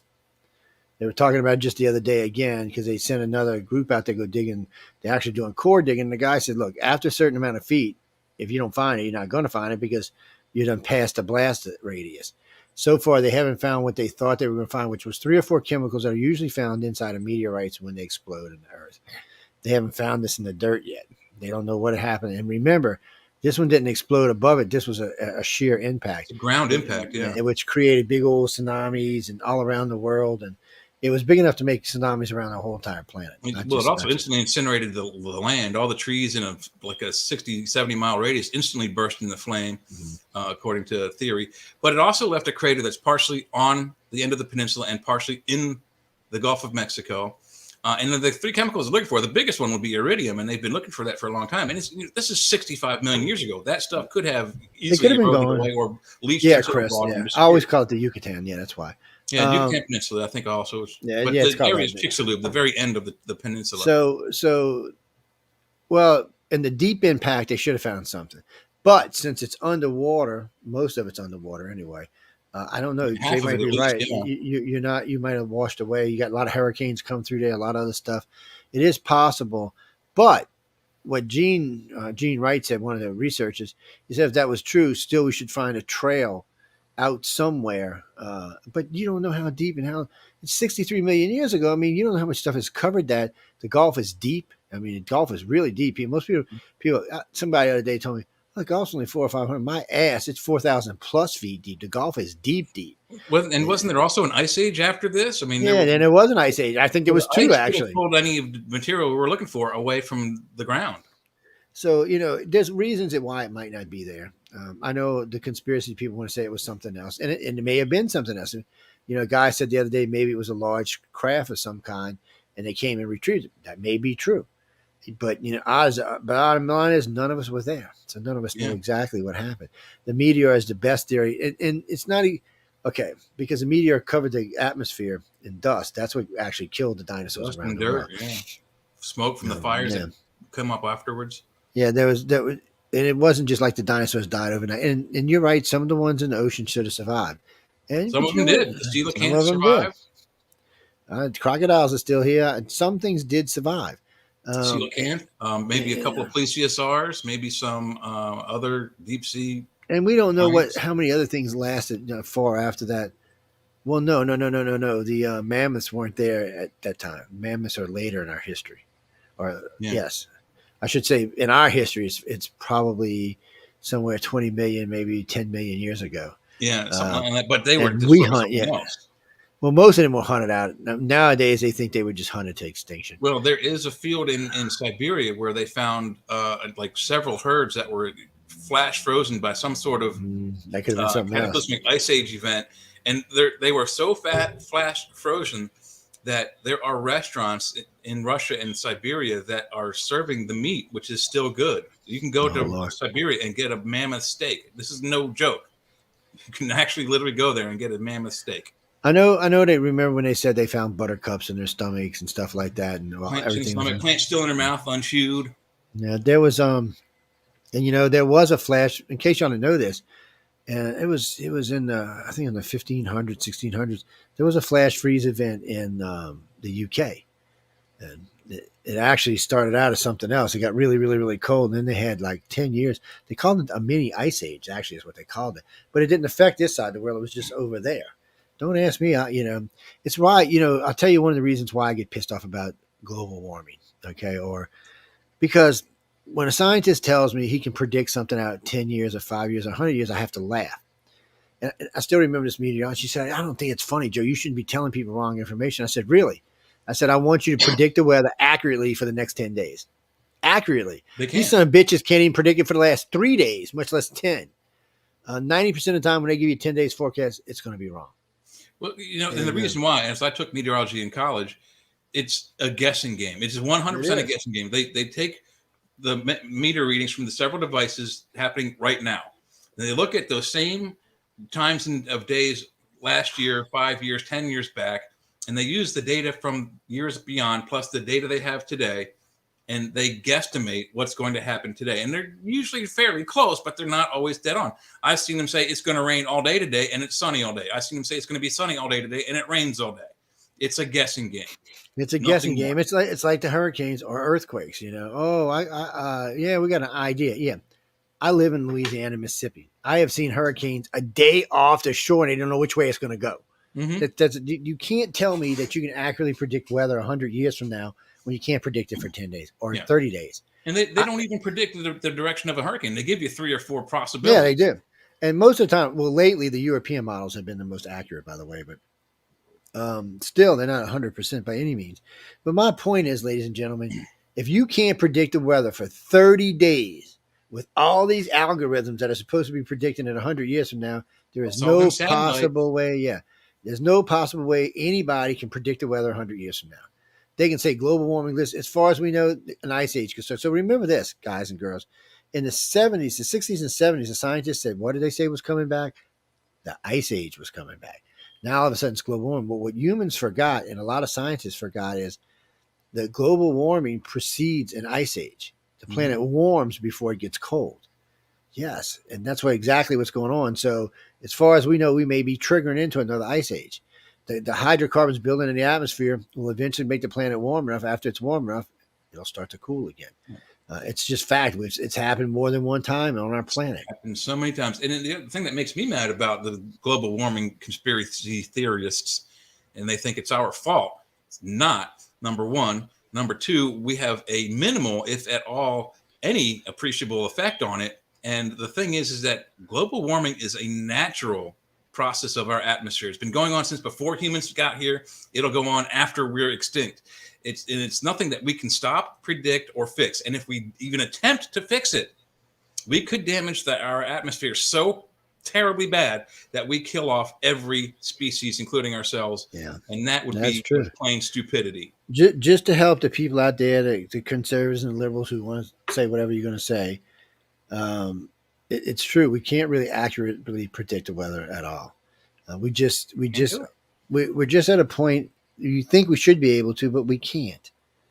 And in case y'all didn't know this, the last 10,000 years has been the calmest atmosphere ever. So if you go back and date all the way to the dinosaur eras, which they can get because of different kind of things and ice samples, they can tell what the weather was like. This is the calmest. The last 10,000 years since the last ice age ended, it's like a calm period before the storm. Earth isn't, people want to always think that we control everything, we know everything, but no. Earth has been catastrophic disasters happen on this planet on a regular basis. Come on. This is the 5th incarnation of life on this planet. At least. 6? Yeah. At least. Well, some say 6, some say 5th, but regardless. Some say 4. Yeah, I mean, there's a lot. There's been at least 5 mass extinctions where less than 1% of the animals survive. And you think we know what the hell's going on. And remember, ladies and gentlemen, before we go, something for y'all to sleep about. The Earth orbits the sun, so we can get hit by meteors, but don't forget, the sun orbits the core. And every couple of 100 million years, we make a full round around the core. Well, we're not just going around a circle, we're going up and down and around. God knows what kind of things are out there. It may be every 100 million years, every 150 million years, we may pass through a group of stars that kills everything on this planet, just irradiates it. And then as we go away, it comes back to life. But something triggers a great extinction on this planet every so many millions of years. Well, it's 36,000 years, 3,600 years, 36,000 years, and they may even be the planet Nibiru we come close to, a planet with such a high arc orbit that we only encounter it once in a while, and we get so close that it causes great, catastrophic earthquakes and whatnots. But here's another thing that people need to think about. If you haven't been in a hurricane, the calm before the storm is absolutely 100% true. I've been standing outside before a hurricane. Hurricanes have a minimum of 105 mile an hour wind sustained at the lowest level. And right before it hits your area, everything stops. There's no wind. There's no rain. There's clouds. It's quiet. It's calm. It is quiet. And you can even see the water start to pull out away from the coast. It is so quiet. It's eerie. It scares the hell out of you. And then the hurricane hits, bam, and it scares the hell out of you for about 6 hours. Yeah, and that's all depending on how fast it's the front side. Regime? No, do you mean personally? Oh man, I've been through 3 Cat 5s, 4 Cat 4s, and a bunch of Cat 3s and 2s. Actually, down here, Cat 2s. This is what was so funny to us for when New York got hit by that Cat 2. We take our kids in rafts in Cat 2s. We go out in the Gulf of Mexico where they got the 8 or 9 foot waves, and we go rafting. People go out surfing in those things. Even in low Cat 3s, we'll go play. High Cat 3s are different because they're closer to our Cat 4. But we do. It's part of living down here. So we know, and you can tell when you're looking at a storm how bad it's going to be. You get an idea. But Cat 4s and Cat 5s we don't play with. We get the hell out of the way.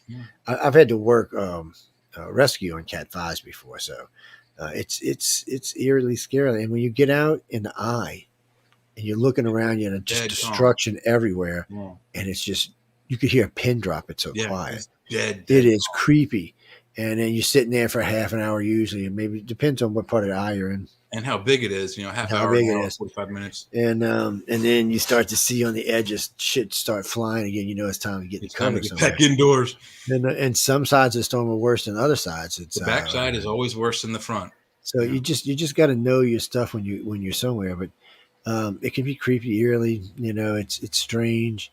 I've worked. I think I've worked 6 storms altogether. Once I got married and had kids, I kind of stopped it. But Yeah, well, I didn't want to get when I was young and I was in the Navy and stuff. I got out. I didn't mind. I figured if I was going to die, it was going to be quick and fast. So, but and you can't. Sometimes in life you got to take that chance. You got to step out there and save someone's life. And I have saved people's lives before. So you've got to be willing to get out there. Matter of fact, I've had people save my life. For Hurricane Betsy, I was 4, and where I'm living right now, about 150 yards up away from me, where the bridge is. My dad, we had a house back out in past Christian's Isles. He decided for some reason we were going to leave. It was getting dangerous, so he loaded everybody in a Cadillac, and we got up to where the road is, and we were getting ready to get on the bridge to get across it, and the wave just hit the car. And just a big, big Cadillacs with the fins on the back, and it was a big, huge ass Cadillac with big 400 something 80 engine horns, just lifted the car up and pushed us, and we were headed for the Gulf. I'm like, I really just was looking like in shock because I know what the hell was going on. I heard my mom screaming and shit. My dad was like, whoa. And out of all the things, as we were getting ready to go past the house into the Gulf, a chain link fence wrapped around the exhaust system of the car and stopped it. And I still remember sitting there watching the water coming in the car with the lights, because the lights were staying on under the water. It was weird, creepy looking yellow and red lights they had on the doors. And my dad said, I got to get help. And my mom was freaking out because he was going to take her, but he didn't want to leave me by myself. So he was gone for whatever time it was. Something for me, it felt like forever. And then he came back with help. And they came and got us all. And next thing I remember was waking up some cartoons, and the storm was over. And it wouldn't have been for them people, I'd been dead. Because my mom couldn't swim a lick. But I have gone, and because of that, I have gone out there and helped people. I've pulled people out of storms, out of burning things. It's just, if I'm there and it happens, I'm going to do it. If I'm not, there's nothing I can do. But yeah, if you've never been through a hurricane, people, this is no joke.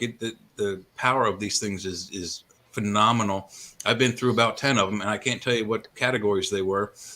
Biggest one I went through, the first one I went through was Agnes in the 71, 72 in Maryland. It just destroyed the East Coast, destroyed Maryland, Pennsylvania, New York, North Carolina, South Carolina, all the way up to Maine. We were without power for probably 2 weeks, most of the state for months. Most of Pennsylvania was out for months, New York months. Imagine having no electrical power for months just because of a storm come through. I was in the one that I was in Savannah, that one that was supposed to hit us in Savannah, but it turned at the last minute. Like you said, we can't predict it. And it nailed Charleston and literally destroyed Charleston. Oh, yeah. Put Charleston under about 10, 15 foot of water.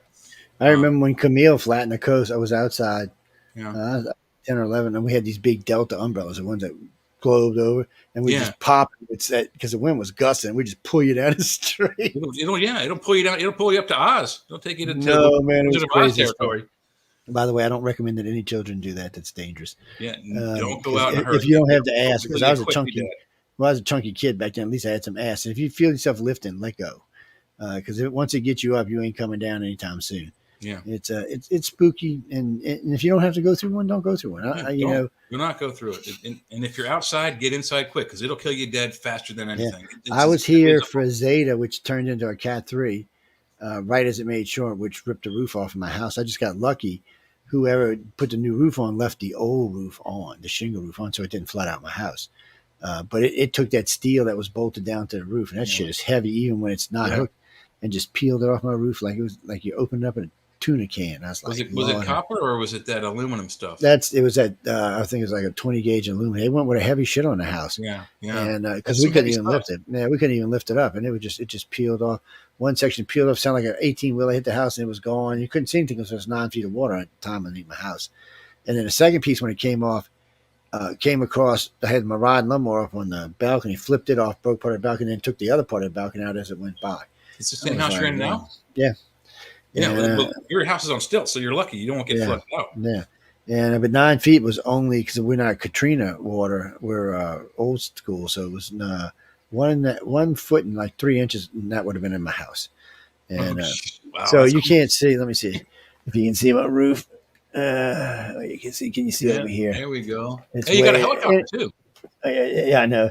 Anyway, my roof is from the ground to the peak of my roof is 22 feet, and the reason it's like that is because Katrina's wave right here where I'm living was 22 feet. Wow. So and now when you build a new home, bottom of your house has to be 22 feet now. 22 feet up off the ground. Off the ground. The bottom level. Yeah, bottom level has to be 22 feet off the ground, and you're not allowed to close in because this house used to be almost 4,000 square feet. Well, they wouldn't let you close it in again. And right where my bedroom I'm sitting in right now, the one there used to be another room next to it. Well, 5 houses fell on top of each other, and the last one fell on the last bedroom of this house. But since it survived, they grandfathered it in. So now it's a 3-bedroom, 2-bath when it used to be a 5-bedroom, 4-bath. So it's changed a little bit. Yeah. Oh no, I love it. I love it here, people. It's a great place to live.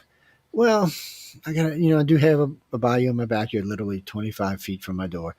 And yeah, there are things you have to keep insurance on your house here. Other than that, it's a great place to leave, and you got to know when to leave. Insurance. Yeah, and you got to know when you leave. And don't let your chihuahuas run around in your yard because the crocs might eat them or the eagles might get them. We got eagles, ospreys, you name it, hawks, all kind of shit that lives around here. Eagles are huge birds. People. Oh man, the other day we seen a group of 3. They must have been youngins. They were maybe 2 foot tall. When you see them on the beach standing there, just standing there looking, they're like 3.5 feet tall, wingspans 4 or 5 feet wide, 6 feet. Yeah, you don't even want to mess with these things. And then the ospreys are big, but the ospreys don't seem to be interested in my dogs because they'll be out on the balcony barking, and ospreys are just fishing. And we got a breeding pair that lives in.